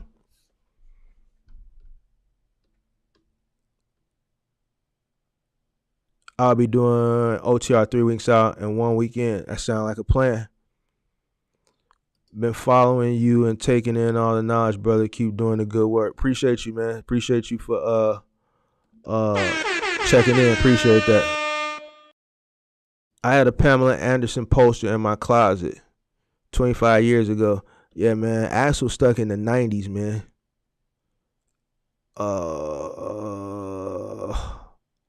Let me see. Ariel Carter, what's going on? What's going on? What's going on?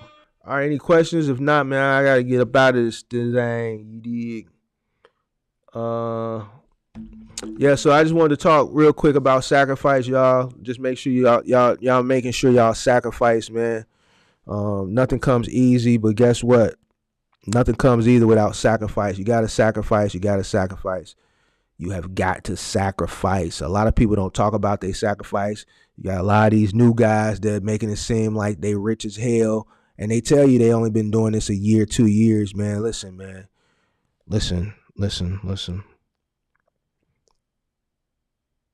I wish things were that easy. I just really do. I really wish things were easy like that. You can just come into something and just be rich as hell in 3 months. Like, it don't work like that, y'all. Nothing works like that. Nothing. All right. You can't even get that lucky selling dope. And I'm just keeping it funky with you. You know what I'm saying? So, like, it's gonna come with sacrifice. It's gonna come with trial and error. It's gonna come with more sacrifice, and even more sacrifice. But you gotta make sure that you're willing to sacrifice and do what you gotta do. All right. There is a pot of gold at the end of the rainbow, but you'll never get to that end of that rainbow unless you sacrifice. And that's just the bottom line. You know, everybody's sacrifices are going to be different. Everybody's sacrifices are going to be different. All right. My sacrifice is going to be different from the next person. Your sacrifice is going to be different. My journey is going to be different. The next person, your journey is going to be different from the next person. All right. But, you know, one thing that each person has in common, they all got that goal to get to the top and become successful. And they also got that same one thing that they all got to do, and that's sacrifice. All right. You got to find out what you got to sacrifice.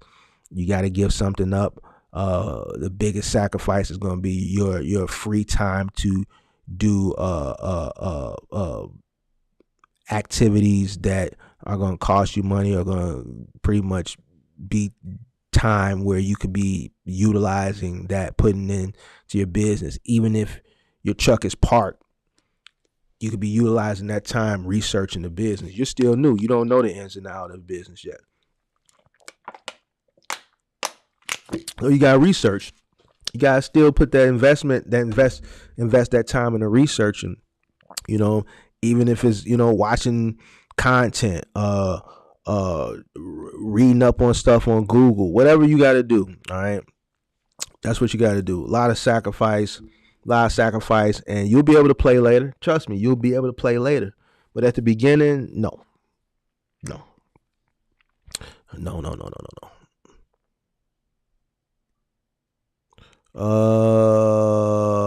Let's see here. We Axel, why is it when you reply to us, your comment is squared and gray? I can't at you in the same. There's always something you gotta give up if you want everything you want. Bone Thugs. Yeah, you gotta give something up, man. You gotta give something up. All right. Make sure y'all guys hit that like button. Let me know if there's any more questions. If not, then I'm gonna go ahead and retire for the evening. I got a meeting with another logistics company tomorrow. I'm trying to get on the show. The other ones that I had planned, they're still caught up in legal. Like I said, I'm gonna try to close the deal on this one tomorrow. Hopefully I can get them on. Axel Live says, what are your thoughts on the 2023 freight market? Somebody asked me that last week. I think it's a wash. I think the 2023 freight market is just going to be a wash. I think what you're seeing is what you're going to get. What you're seeing right now is what you're going to get.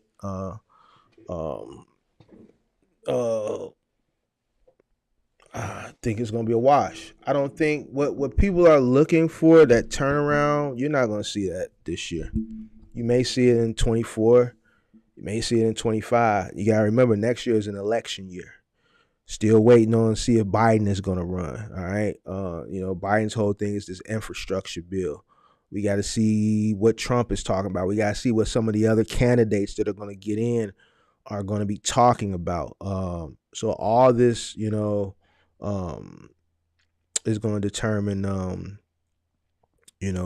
as far as that spot market is concerned. But my thing that I've been telling people is like, what you're seeing, just get comfortable. It's just like a person that's going to jail and they know they got life in jail. The only thing you can do is just figure out the best way to get comfortable. You know what I'm saying? Because you ain't going nowhere. So just figure out a way to get comfortable. So that's what I feel right now as far as the spot market. Just, get used to like what you're seeing. Just get comfortable with it and figure out a way to maximize and profit from it.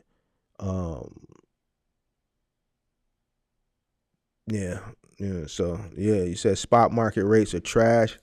Yeah, I mean, I say, man, figure out a way to make money from it and go from there. I mean, I think this year is going to be pretty much a wash, as far as the spot market is concerned. You got, I think UPS is talking about they finna furlough some guys. FedEx has already been furloughing people.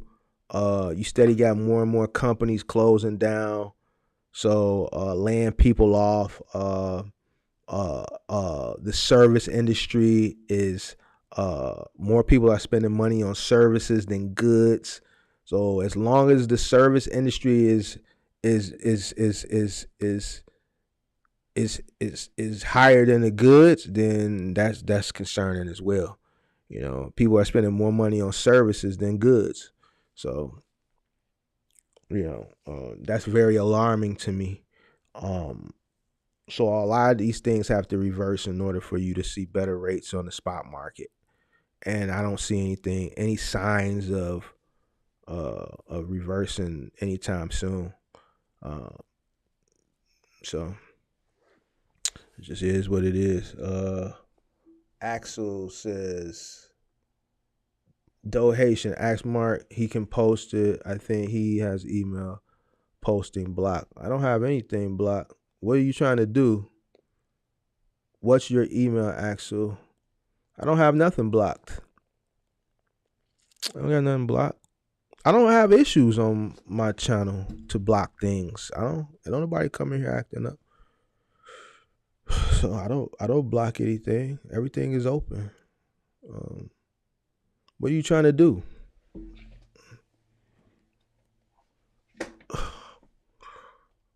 You want to put your email up there?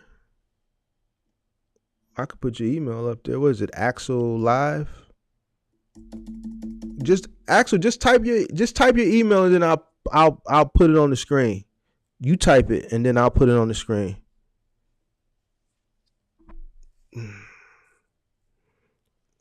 Just type your email, Axel, and I'll put it on the screen.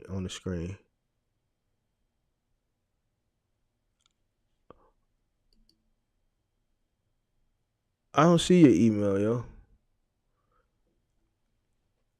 Man, I don't know how the market is gonna bounce back. It's chaotic right now. What if this is the new norm? That's another thing too. What if this is the new norm? I don't think viewers can post links or emails. Well, I'll put it up there then. Hold on. Let me put it up there. Then. What's Axel's email? It is axel.liveshow@gmail. All right. axel.liveshow@gmail. axel.liveshow@gmail.com. Make sure I spelled it right. There it is. All right. Let's see. A lot of Chat GPT. Yeah, a lot of people using Chat GPT now. I haven't been on it in about a week or two. Has it been like this before? Been in the industry for about 9 months. It was a trucking recession in 2019. But I'm gonna be honest with you. I would really just get comfortable, and that's the nicest way I can say it. I really don't want to say what I want to say because every time I say that, people get mad. But I ain't the only one who said it. It's other people that I see on here, not in box trucking, that's on trucking channels that say the same thing. That have been in the industry for a while. I'll say it. It looks normal to me. Looks normal. It don't look normal to a lot of people who entered into the space in the past, let's say, year or two. Because y'all came in during inflated rates. And when I say normal, it's not like, it's not far off from normal. It's not that far off. You know what I'm saying? Like,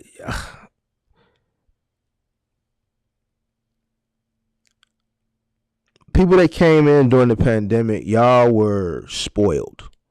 A lot of y'all was spoiled. And that's just the bottom line. So there's ways to make money with these current rates. A lot of people are still making money. But a lot of people are saying, people that have tenure in the space said, man, this stuff looks normal to me. So I say, man, you know what? Get comfortable. That's the words I've been using. Just get comfortable with it and figure out a way to make money from it. That's all. But I can tell you one thing. Ain't nothing gonna change this year. Nothing. Nothing.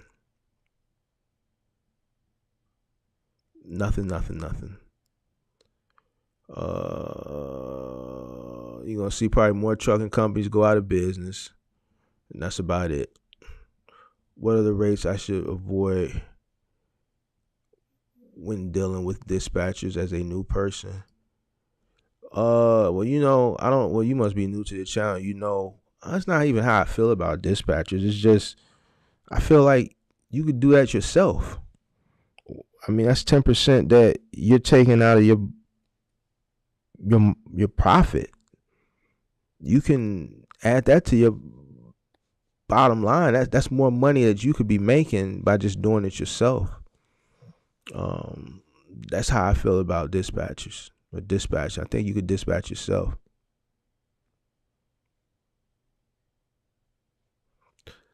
What's up, Mark? You going to the pen?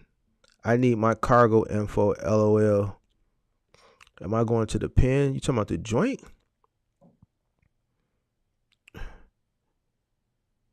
What's your email? How much should I be making in profit each year? I can't answer that question.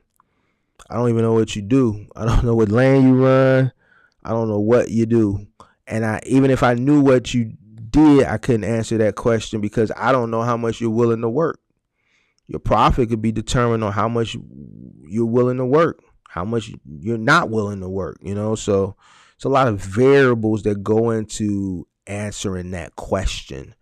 I think you should phrase the question on what's the earning potential I could make in a year in this particular lane. Then I can kind of give you a ballpark, but I can't give you an estimate on how much profit you're gonna make.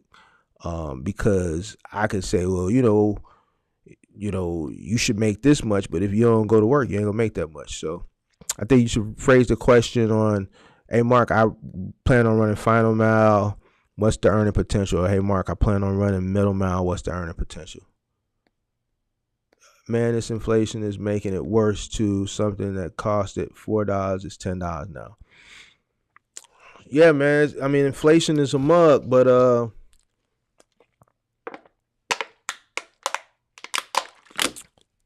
only thing we can do is deal with it. And try not to,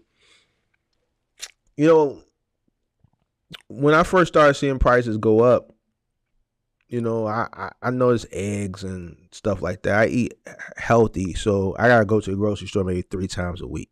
I don't really go grocery shopping because I eat organic, so a lot of the stuff it has a shorter shelf life. So I pretty much have to go to the store every other day for whatever I plan on cooking maybe that night, right? So I keep an eye on the prices of food. Yeah, it's been going up. I was doing my complaining at first, but guess what happens, right?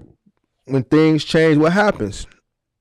People get accustomed to it. I just got accustomed to the new prices. All right. So you just got to create more streams of revenue to make more money. Ultimately, that's the only thing that's just the way of the world. Things go up and people get accustomed. Things change. People complain initially and then they get accustomed to it. That's it. That's just the way things have been going since I can remember. Things change, you complain, and you get accustomed to it. Things change, people complain, then you get accustomed to it. Things change again, people complain, then you get accustomed to it. It's just what it is, man. So I wouldn't be surprised if prices retrace. I wouldn't be surprised if they don't retrace, to be honest with you. They say inflation was going to get to 6%, then what was it, 9%? Come on, man. Come on. So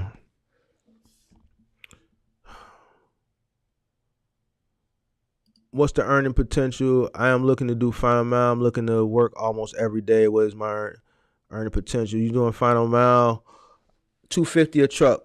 I had Cardinal on. They said you could average 180 to 220 a truck with their accounts. There's other accounts you could do 250 to 300. All right. So on a very, very high end, but I don't like to tell people this number. It's 300. All right. I tell people 250 because I don't want people to get their hopes up because that 300 is a hard number to reach.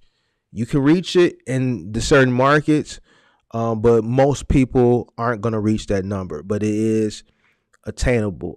So 250 is about the average. If you're doing like appliance delivery, you got a truck could do 250 in a year gross.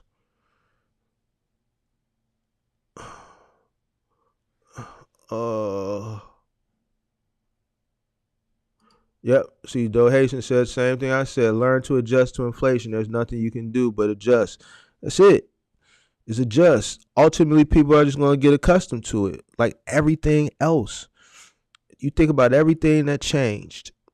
You complained at the beginning, then you got accustomed to it. That's it. That's it. Nah, I'm not a vegan. I eat meat, bro. I don't eat tofu. I eat meat. I just eat healthy. I eat organic. I eat a lot of spinach, fruit, uh uh I don't eat pork. I eat like chicken, fish, you know, no fried food, you know. Um yeah. Yeah. So I eat healthy as possible. So I you know, that that organic stuff don't have a long shelf life. So you gotta pretty much start using that when you first buy it. So um you can't buy it and stick it in the refrigerator or whatever and think a week later it's gonna be good. No, it don't work like that. Remember, Timberlands used to be 140, now they 210 without tax. You have to adjust. Right, shoot. I remember when Jordans used to be $80. Hey, my first pair of Jordans was $80. I remember my first pair of Jordans was the number fours in '88. It was $80, and my OG was complaining about paying 80. I remember my 11s. 11s came out when I was a sophomore, 96. Them was 125. My 12s was 125. My 13s was 125. This was doing when they was all 125s during that second three-peat phase. My 10s, 125. And that 125 in 90s was a lot of money for a sneaker. Now they 225. And that's if you can get them. See, I can't get them. I end up having to pay resale. I end up having to go meet a cat that stood in line and end up having to pay him $350, $400. So some of my mics is $350, $400, $500. And I only buy the retros. I only buy the original retros. I'm Chicago. I only wear the shoes he wore. I don't wear shoes that he didn't wear. If he didn't wear them, I'm not wearing them. So I'm not, no offense to nobody else. Hey man, them funny dunnies, I'm not wearing them. I'm not wearing them Spizikes. I'm not wearing none of that stuff. I'm only wearing the shoes that he wore. Okay. I'm only wearing the shoes that he wore. All right. So these reimagines that come out next week, even though they reimagines, they still 88s. I have to have those. I gotta have them. So whatever I gotta do to get them, I'm not standing in line. If I can't get them on sneakers, then sometime that afternoon I'm gonna have to hit one of these apps, find somebody in Chicago that did. They wear 10 and a half, and I'm gonna have to go ahead and meet them somewhere and pay that money. I'm not standing in no line. All right. But I gotta have those. I gotta have those. 2 pair if possible. I'm only wearing the shoes he wore. So, but yeah, a pair of ones now, man, 170, 180, 190. I can't never get them though. So I end up paying like 350, 400, 450. It depends. But yeah. Yeah, ain't nothing. Everything changes, man. Is there a place where national minimum box truckers is specified? I think it's about 1856 per hour. Is there a place where national minimum? You talking about like a national minimum wage for box truckers? I don't know. Why don't you go on Glassdoor and Indeed, or just type in Google national salary for box truck driver. Yeah, I eat a lot of salmon. Axel says, all right, man, see, it's time to go. But yeah, what you think? You think I'm 43? Of course. Like, you think I don't? Like, what is wrong with this cat, man? Why not? Do you W-2 or 1099 for drivers that you hire? If they work for you, if they're employees, you got to W-2 them. If they're contractors, you could 1099 them.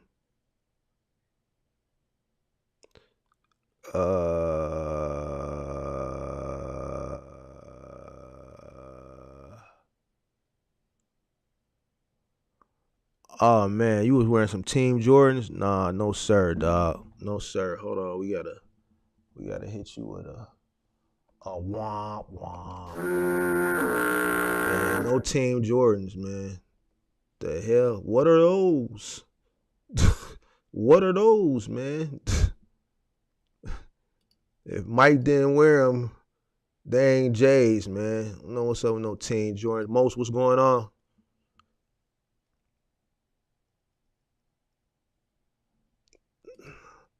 Bro, just get your J's from Walmart. They got them for Lolo. Nah.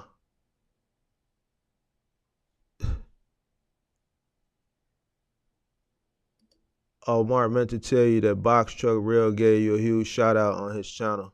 I'm gonna have to go check the video out. What was the video? What was the video? Hey, it's the wall. If you want to wear the Team Jordans, man, that's on you. I mean, I don't know how they do it in Cleveland, but you know, I don't want to tell you what we call them here, man, because I don't want to offend nobody. But you know, it's a specific name that we have for them here. If they not retros that he didn't wear, then we don't. I'm not wearing them, and I'm from the era, so it hit a little bit different for me because I actually wore the original ones when they came out. I was in them, so I'm not like one of these cats who's wearing retros that wasn't born when they came out. I wore the original joints, so if he didn't wear them, then I'm not wearing them. You feel me? I'm not wearing none of these funny colors and these. No, I'm not doing none of that. We only wearing the retros, and there's certain retros that I won't wear. Like I don't like the Bugs Bunnies. I never liked the Bugs Bunnies. I wasn't a big fan of the sevens. My brother was a big fan of this. I wasn't a fan of the sevens. My favorite ones are the ones and the threes. All right, ones and the threes, fours, 11s. All right, but the ones and the threes are my favorite. All right, ones and the threes. All right, so yeah, man, I had my sixes on yesterday. I got a crispy pair of bread sixes, man. From like 4-5 years ago. I only wore them like maybe 4 times. I had them joints on yesterday, man. Put them boys right back in the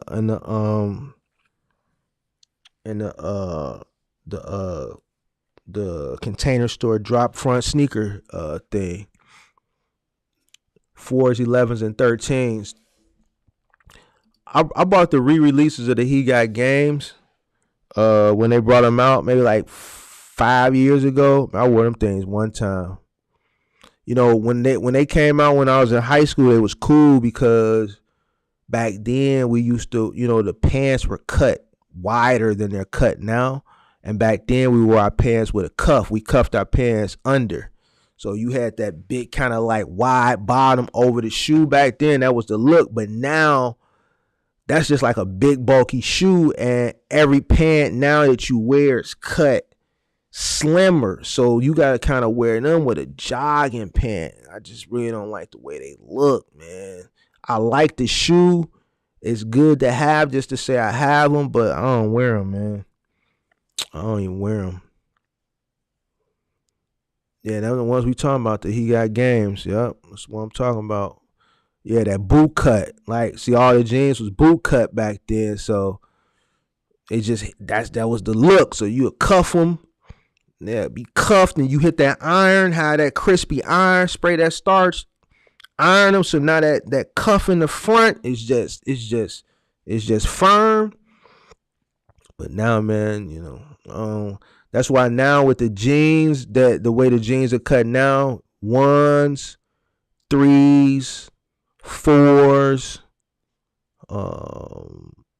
ones, threes, fours, sixes, 11s. Anything else?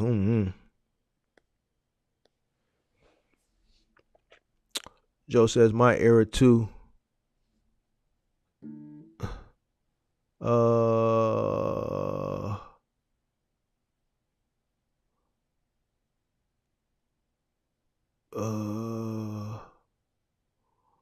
11s, 12s are your favorite of all time.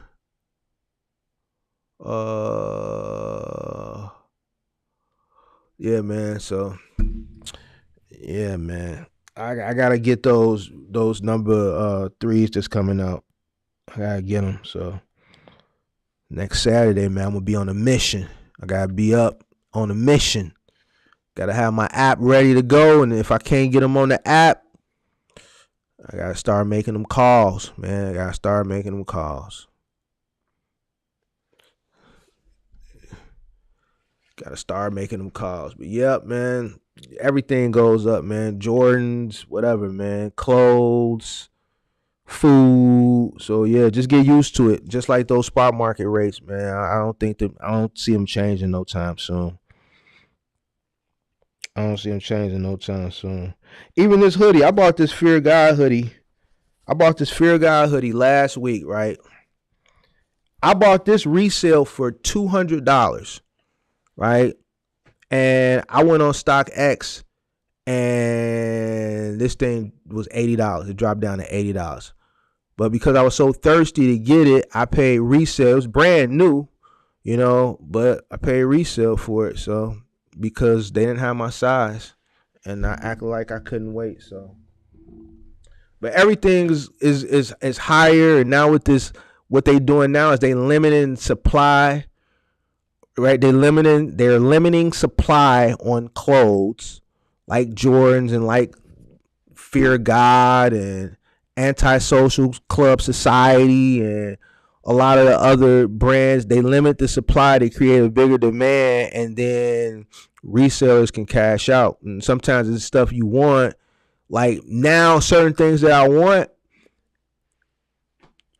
I don't even attempt to even try to get things at retail because I'm not the person who's gonna do what it takes to get something at retail. I'm not gonna have 10 phones, and I'm not gonna camp out, and I'm not gonna do certain things. And in a situation like this, if I would have just still did the due diligence instead of me just going straight to resale thinking that I wasn't gonna be able to get it at retail, I would have saved some money.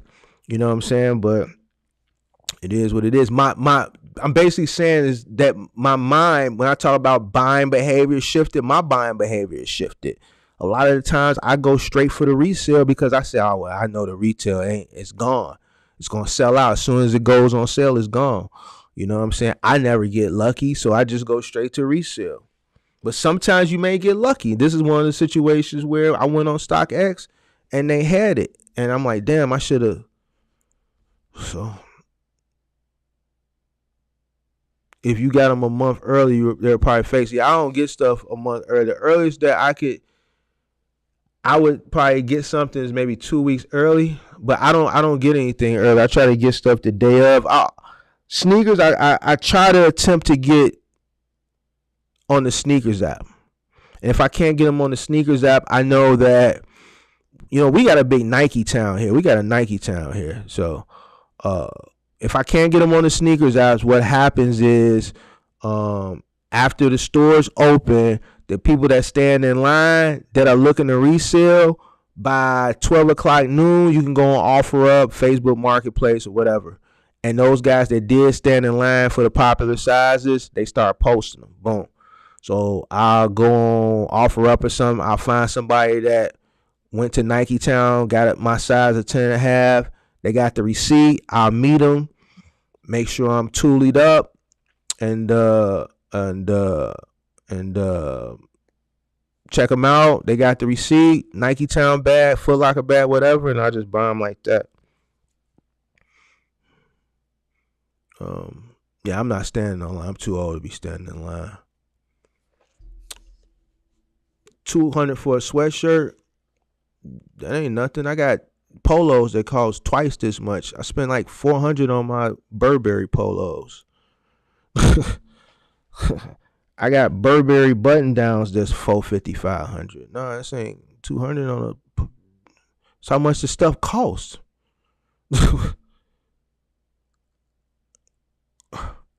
I have to start getting friendly with the folks at the shoe stores again. I used to pay an extra 75 with no box to get them a month early. Now I gotta have a box. I gotta have a box. Daniel Williams, what up? What up?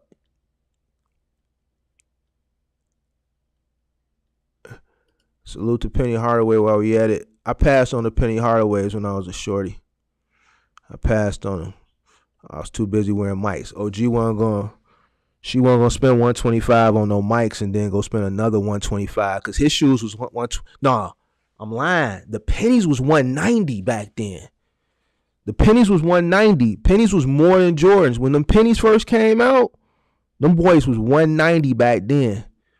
Yeah, she wasn't gonna spend 190. She was spending 125 on the mics. She wasn't gonna double back and spend 190. 125 was a lot to ask for, you know. So it's a Nike movement coming on how Jordan got started with his brand. Yeah, it's called Air. They promoting it real hard here.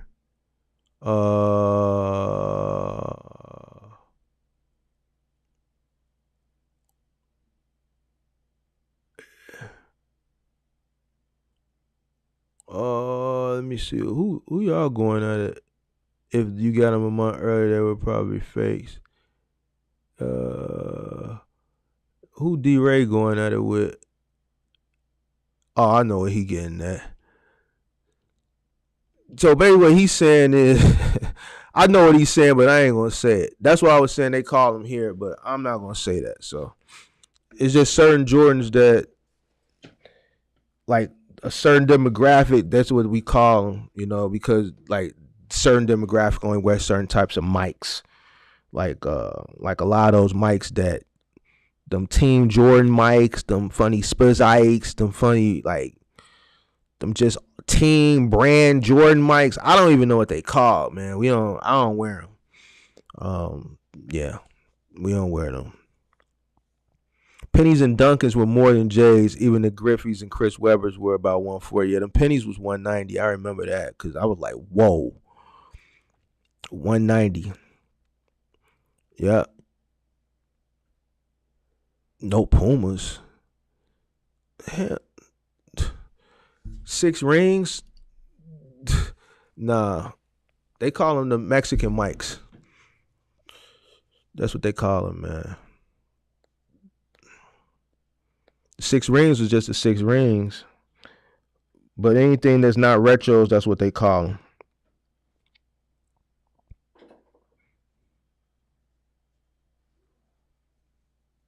I had British Knights. I had Lugs. I had British Knights. I had Lugs. I had Jordans. I had what else? Outside of Jordans, I'm trying to think. Man, because once it got to a point where I was wearing Jordans, I was just wearing Jordans. I remember having them 88 Air Maxes back then, like 88. I had the Bo Jacksons. I had the Deion Sanders. I had one pair of Reebok pumps. British Knights. Didn't wear Jordache. Didn't wear Durangos. I wore damaged, used, cross colors, Jabos. Yeah, a lot of Jabos, a lot of damage. Jordache.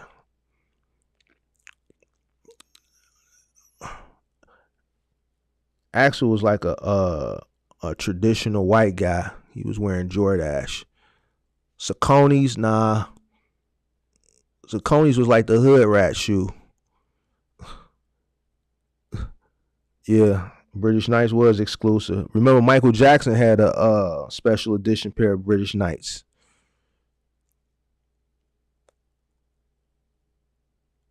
Is Tracy McGrady the greatest player whose career was completely destroyed by injuries? Tracy McGrady.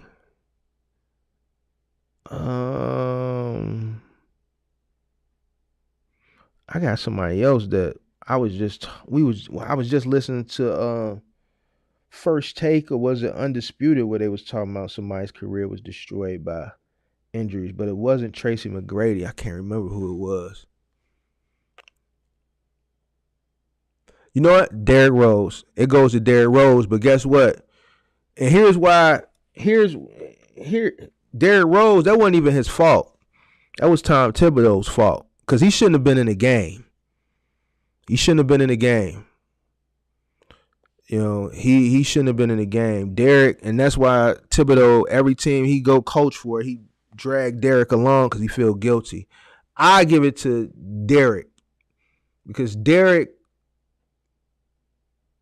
man, he just wasn't the same no more. He shouldn't have been in the game, man. They was up. They won the game. There was no reason why he was in the game, man. So I'm going to give it to Derrick.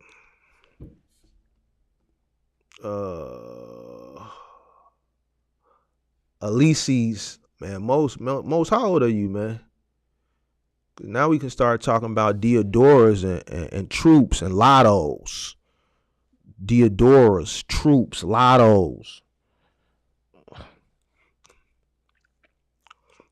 Cross colors. Definitely had some cross colors. Axel was wearing checkerboard Vans. Axel was wearing I missed the parachute pants, so comfy. You talking about the MC Hammers?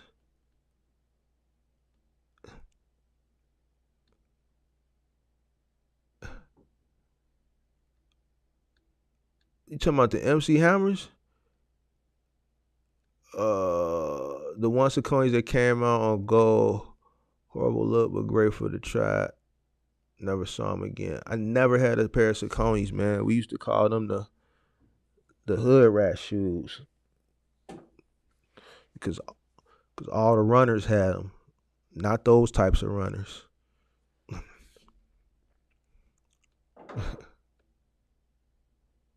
Jeez, I forget how Dusty Baker destroyed Mark Pryor and Kerry Woods' arms. The Cubs would have probably won earlier in 2017. Yeah. Well, at least we got the one. Probably won't get another one for 100 years, but at least we got that one. Oh yeah, Most, you up there. You up there.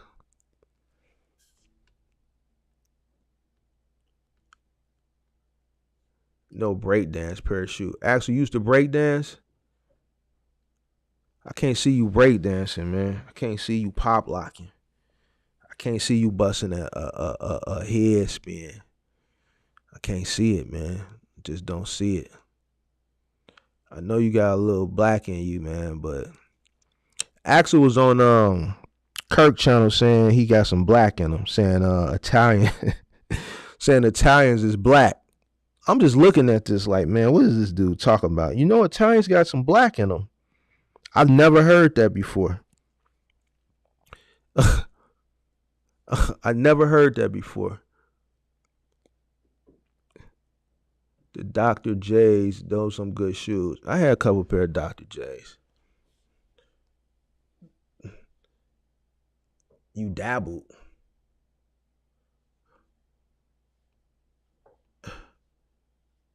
People say every time Mark tries to get off here, y'all get live.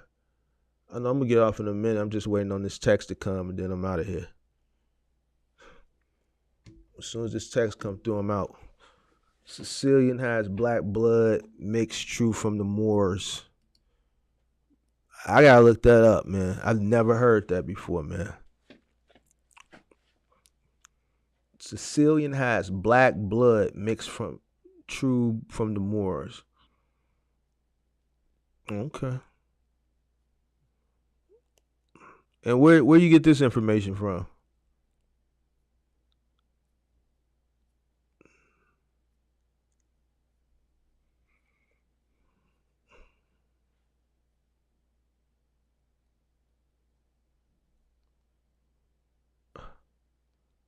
I have heard that Italians.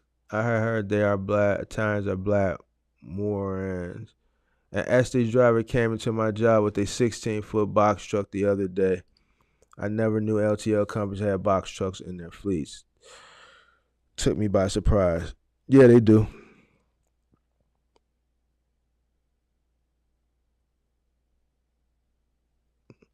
We got some people saying they Mormons. Then D-Ray said, "Man, them people Caucasian." All right, man. I gotta get out of here before this live turn to something else. I gotta get out of here before it turn to something else, man. Uh, yeah, I wasn't up. You learn something new every day.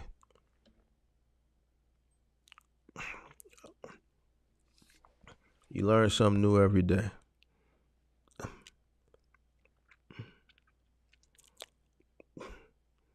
I would have thought that they were more had some type of Spanish background more so than black, but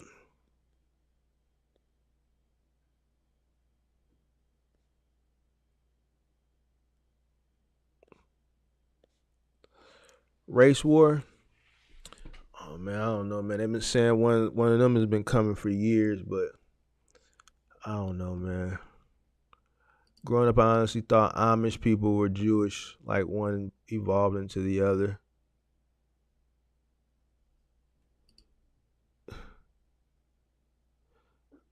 Uh oh. Uh oh. It's time to end the live. Time to end the live. How did we get from box trucks, Amazon, to Jordans? Now we talking about this stuff. It's time to go. Time to go.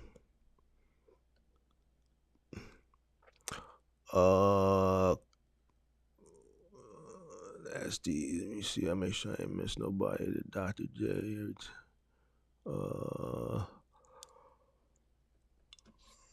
I don't feel like going to this damn thing. I'm hoping the race will stars.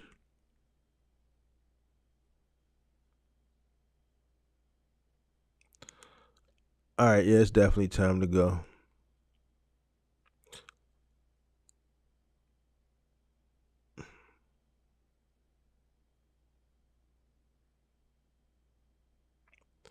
All right, guys, I'm out of here because this gonna get out of hand. So, see Axel, see what you started, man. See, you can't joke and play like that because you know people. You don't know, man. Me, I don't take offense to nothing, man. So, but I can't control what people say. Um, I can delete it though, but I just want to talk about box trucks. I don't want to talk about race and stuff like that. I really don't. Pippi, start deleting some of this stuff, please. Cause it's gonna get ugly. Did you guys see that TED talk of that girl from Africa and how much more natural resources Africa has now and how corporations are trying to get back there to rob it all? No, I didn't see it. I wish TED talk. I'm gonna look at the TED talk and see. I'll find it. Daniel, what's Axel's channel? Axel don't post nothing on his channel. It's Axel Live. He don't post nothing. He talks. He posts all his content on my channel, on my live.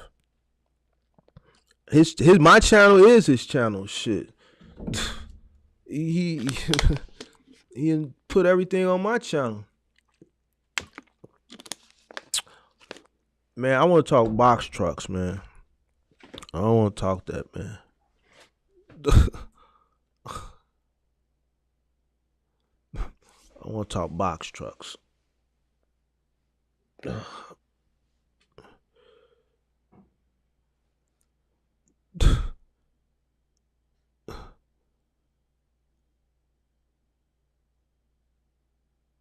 Yeah, he the one Kirk had on last week for like 2 hours.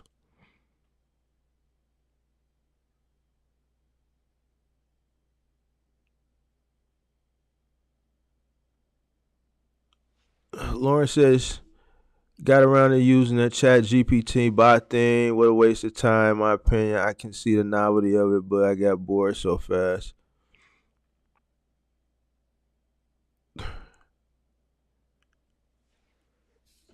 Is cargo van better for a beginner? I think so. I think a beginner get the concept of a cargo van a lot easier than a box truck, and uh, it'll be cheaper to get in. Um, like I said earlier, box truck is a little bit advanced now, but if you transition, I mean, from a cargo van to a box truck, I think when you get started with the box truck, it'll be a lot easier, and that learning curve, you won't have to deal with it because you went through the process with the cargo van initially.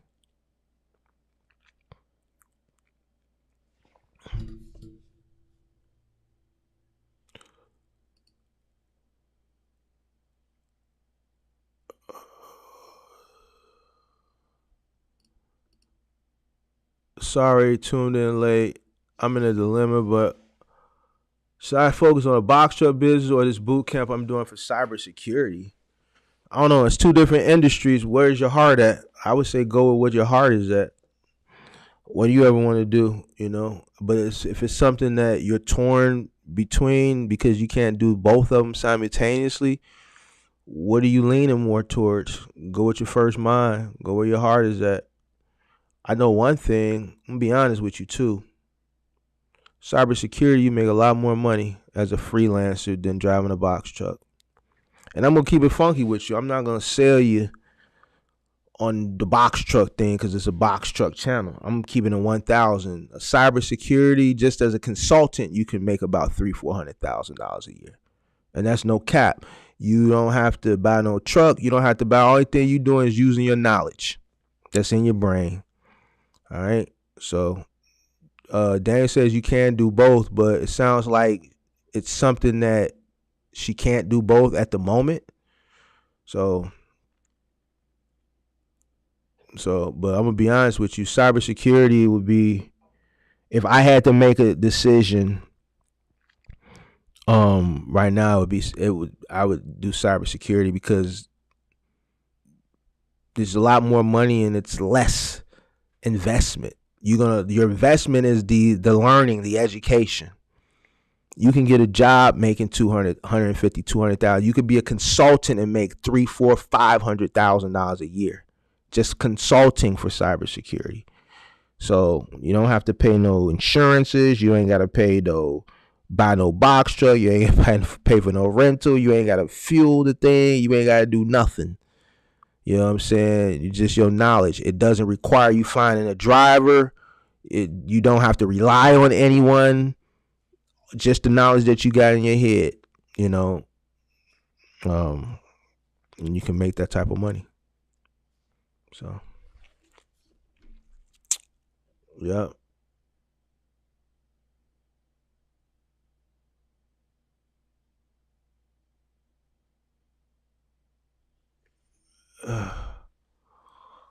If you could put it into a percentage number, what would be the number of YouTubers who give legit real world advice from others who just say BS all the time? If you could put it in a percentage,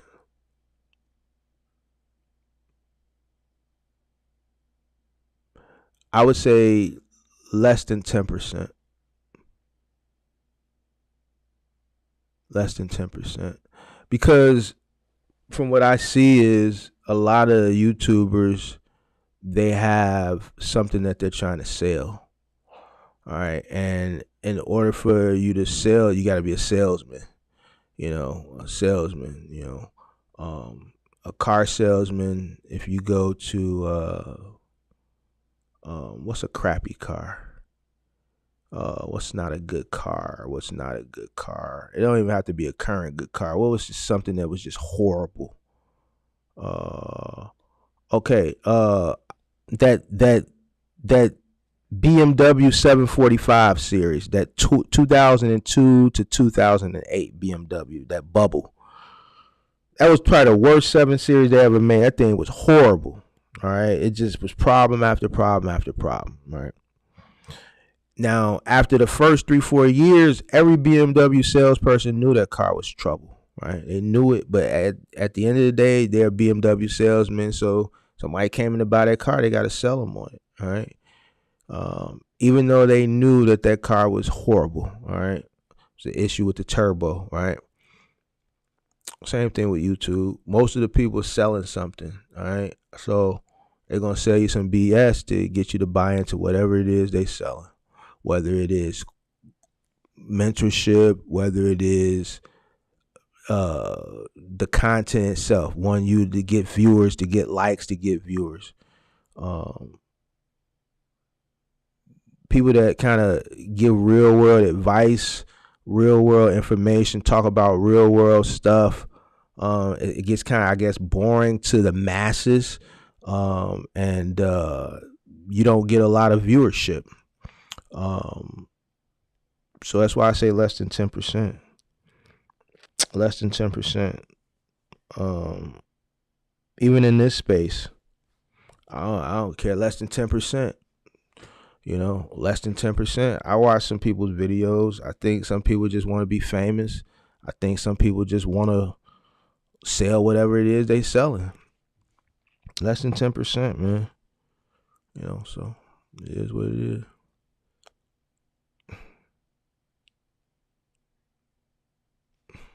I feel like I kind of wasted my time.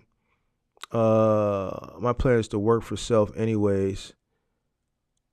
Okay, you can work for yourself doing either or. So you just got to figure out which one you are gonna love more. It don't necessarily have to be which one's gonna profit more. Which one are you gonna be in love with more? You know, that's how I would make my decision and base my decision on. You know, you don't want to be doing something that you don't love, enjoy doing, even if you're making more money. So go for what you love. Yep. See, Joe even says the same thing. Go with what you love. All right. Axel says cybersecurity.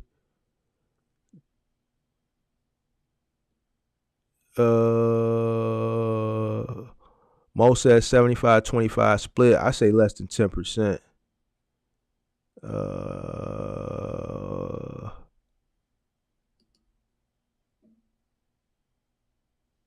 What mindset do you need to shift into when you decide you want to run a fleet versus just driving your own truck or van? When you want to run a fleet, man, you gotta switch into full boss mode. It's gonna take a lot of your time, a lot of your energy. Another thing people don't think about when you're running a full fleet is all the personalities you got to deal with. You know, you're dealing with more personalities. Forget the trucks.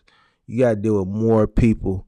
And that's where I think the most stress came from, dealing with the people, man. You know, everybody, you got to be a counselor and a therapist and a loan officer. And it's just, you know, and then you got teams. You got to put people together who work well together, and then separate people who don't. And then this person is complaining about this person. You're getting this call late at night because they don't want to say it in front of the other person. You got this person snitching on that person. It's just the people. So, man, you mentally got to be prepared to just deal with all those personalities. And then with more trucks, it takes away more of your time. More of your time. It's just, you know, here's the thing. If I had to do everything all over again, I would. I get asked that question all the time. If I had to do what I knew what I did when I started, right? If I started then, now at my age, now would I do it? No. And the reason why is I don't have the patience now that I had when I was younger. All right. So would I do it again if I could start all over again at 30? Yeah, I'd do it again. If I did what I did at 30 now, no. The 43-year-old Mark don't have the patience to deal with people and personalities that I had when I was in my 30s. So I think mentally you have to prepare yourself to be able to deal with different personalities. The trucking part, the maintenance, the ups and downs of the trucks, that's nothing compared to dealing with the people. The people was probably just that was the biggest stress I had. The biggest stress I had. The biggest worrying about if this person gonna come to work. Worrying about man, these two guys don't get along, but I need them together, and I gotta figure how to get this team to do that. Like, man, no, that was the biggest issue. So yeah, just shifting your mindset to dealing with different personalities. Other than that, just the way you deal with the trucks, just man, amplify your mindset to that times however many trucks you got. The people is gonna be your biggest issue. The Nissan Juke was a crap car. Yeah, it was a crap car, wasn't it? 745i, man, worst BMW they ever made.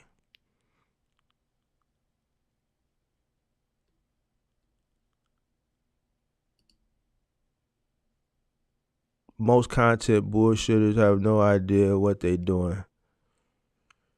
Man, I see them all the time, man. But, you can't knock nobody's hustle. Ultimately, I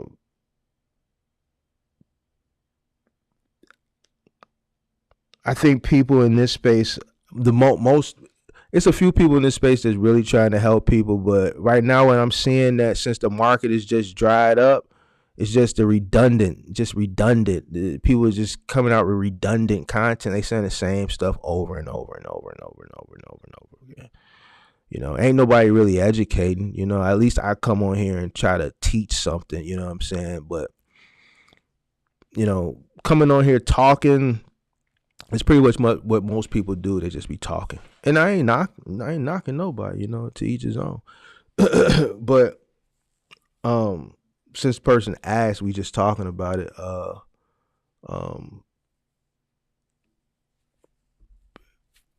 People watch it, man. So it is what it is. I don't know. I think less than 10% though. I think less than 10%.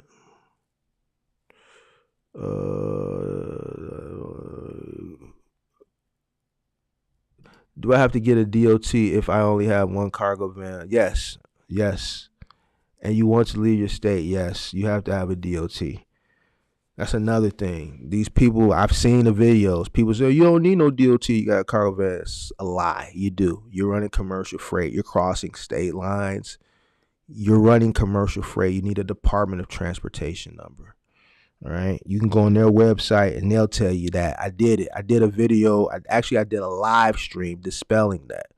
You go on the DOT website, they have a tool to use, and it says, do I need a DOT number? And it's going to ask you a bunch of stuff, and you check off, and then when you hit next, it's going to say, yes, you need a DOT number. You're crossing state lines. You're running commercial freight for hire. You need a DOT number. Okay.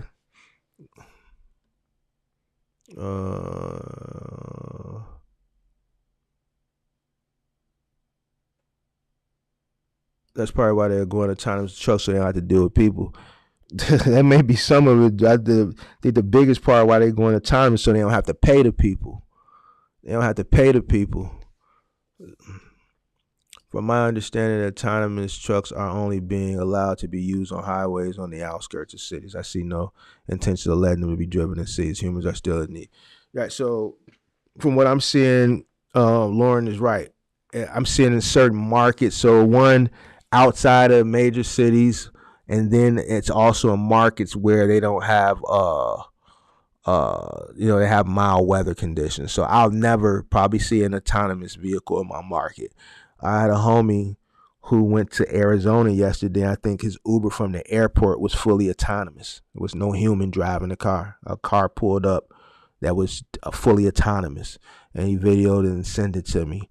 You know, we don't have that here. Obviously, we get snow, we get all types of road, elements and weather elements, rather, I should say, and they're not even testing that stuff here. But on the West Coast, I heard California, so I guess Phoenix, they have fully autonomous rideshare vehicles. That's why they're testing these fully autonomous trucks over there, because the weather conditions are just better. So, yeah. Mo says yes. Automatic trucks are just for middle mile. The amount autonomous, yeah. So middle mile doesn't really require a human. It's just backing into a dock. 2003 S55 AMG here. I remember that 03 S55 AMG. I didn't like that series Benz. That was the series right after the big body. That big body Benz. Now that was a classic Benz, that big body. Then they came out with that S2000 and 2000, that S500 series. I really didn't like that. I really didn't like the look on that. How long till them women are fully autonomous? Man, I'm finna get out of here, man. I've always wondered, are 3 pallet contracts for cargo vans harder to acquire? How much more money is involved with a full-length van that carries that much? I'm surprised Axel didn't jump on this question. This is his lane. Axel should have been all over that question. 2006 BMW M5 here, getting rid of it ASAP. V10 is nice and kills Scat Pack, but it's time to go. 2006 BMW M5, yeah, I heard that thing was a monster. Isn't there some super fembot in Japan already? I remember it being on TV for a while, and it was supposed to be super realistic. Yeah, they were promoting that right before the pandemic, and then when the pandemic happened, that killed that, right? Right, because it was over in China. They were building it in China. I remember the supply chain in China got shut down, so none of that stuff was getting shipped over here during the pandemic. But yeah, it was like 2018, 2019.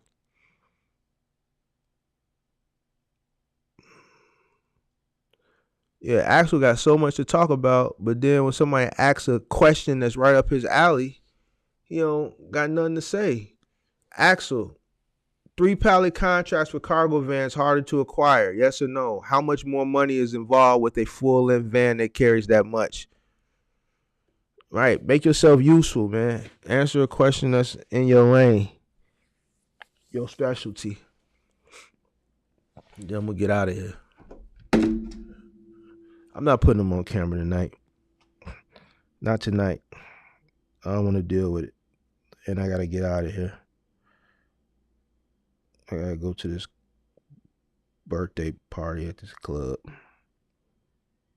Matter of fact, I'm not even gonna drive. I'm gonna take an Uber.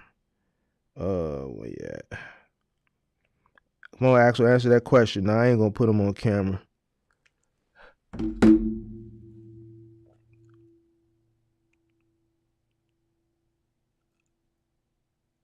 Axel says they usually want to give the same rate for any van. Also, regarding my 3 pallet van question, what kind of company ship with vans that can carry 3 pallets? Supermarkets.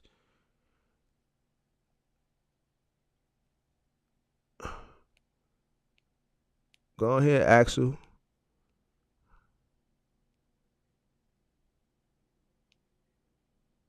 Oh man, yeah, I gotta go. Hey, can you answer that question, Axel? Because I don't. Lauren talking about food and stuff like that.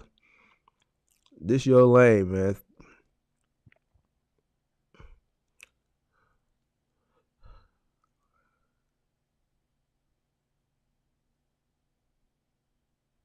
What kind of company ship with vans that can carry 3 pallets?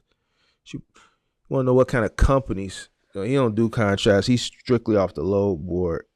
I wouldn't know anything about contracts for a van either, especially with food.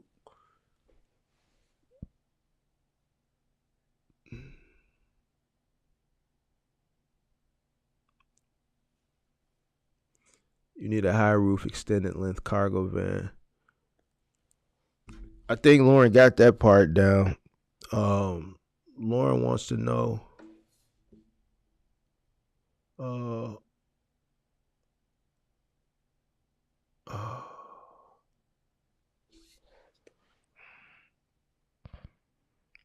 I guess Axel ain't got an answer. He finally don't have an answer.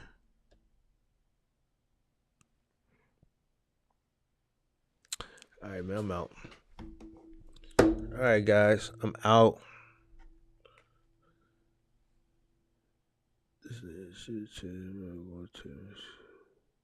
Man.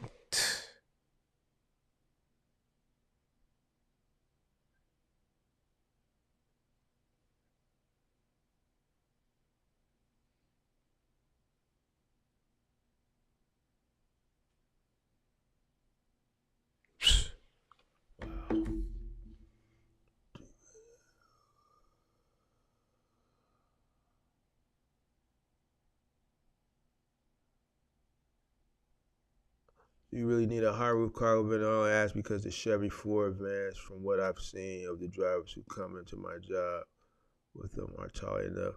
The Chevy van doesn't come with a high roof. The Express, the Ford Transit does, not the Chevy van. Though Haitian, no problem, man. Thanks for coming in.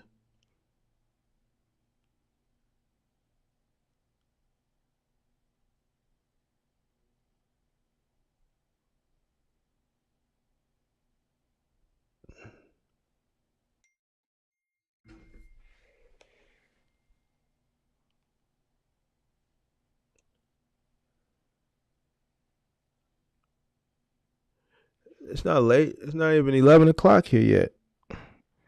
It's 10:54. They just sent me the plugger for it now.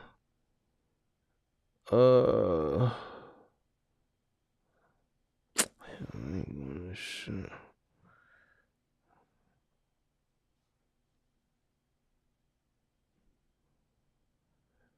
Yes, it's only it's barely 11.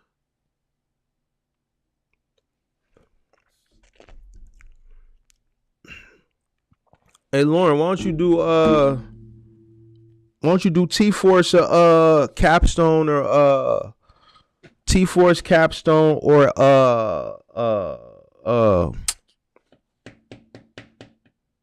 damn T Force capstone or oh man, what's the name of that company? Waco.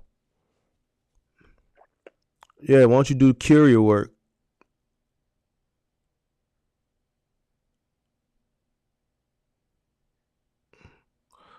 Lauren, look up T Force for Office Depot. Look up uh um I keep forgetting. Waco for Staples and Capstone as well for Staples. They got some office courier work for you. Office supply courier work that you might want to do.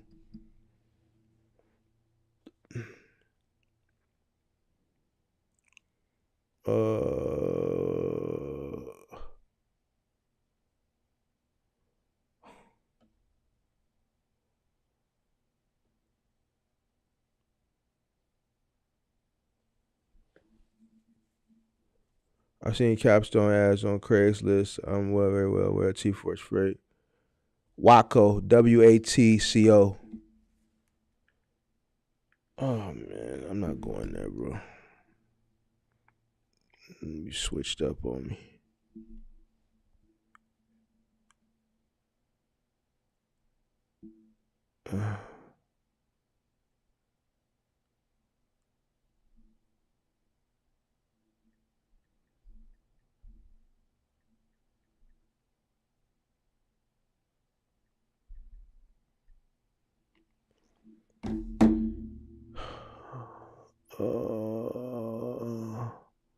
I'll spell it out. WATCO.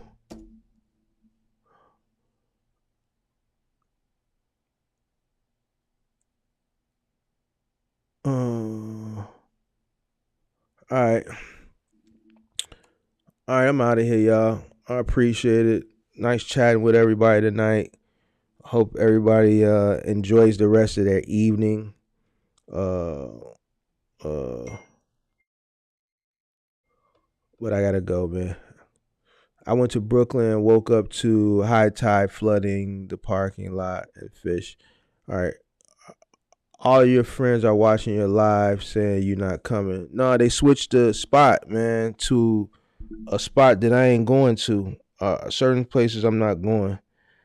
This buddy of mine was having his birthday party, but it looked like he switched it to another spot that is in a neighborhood that I don't have no business being in. So I ain't gonna go. So I'm finna actually probably go to bed. Hold on. No, I ain't going to this. I will show y'all. Like, why would I go to this? They sent me the plugger. They switched it. Magic City Sunday, Chicago's sexiest industry night. I'm not going to this. What is this? I'm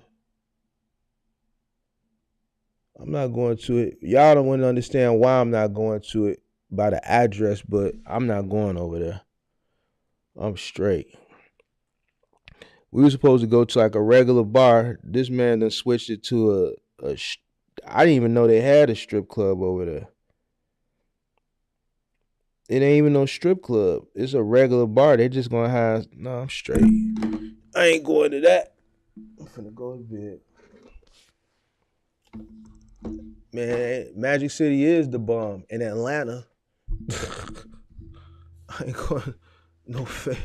I ain't going. I know better. I know how to move out here.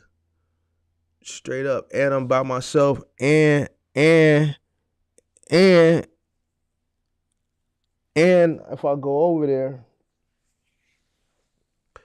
I mean I gotta drive because that's kind of far. And I ain't finna leave Thumper in the car. Cause they break into cars because they know everybody gotta leave their Thumper in the car. And I might not be able to get getting over there ain't the issue. Certain areas it'd be hard to get an Uber up out of there. That's what the plan is. I'm straight. Nah, the live ain't finna continue. I'm finna continue in the bed. Somebody give me some action. Just going, man.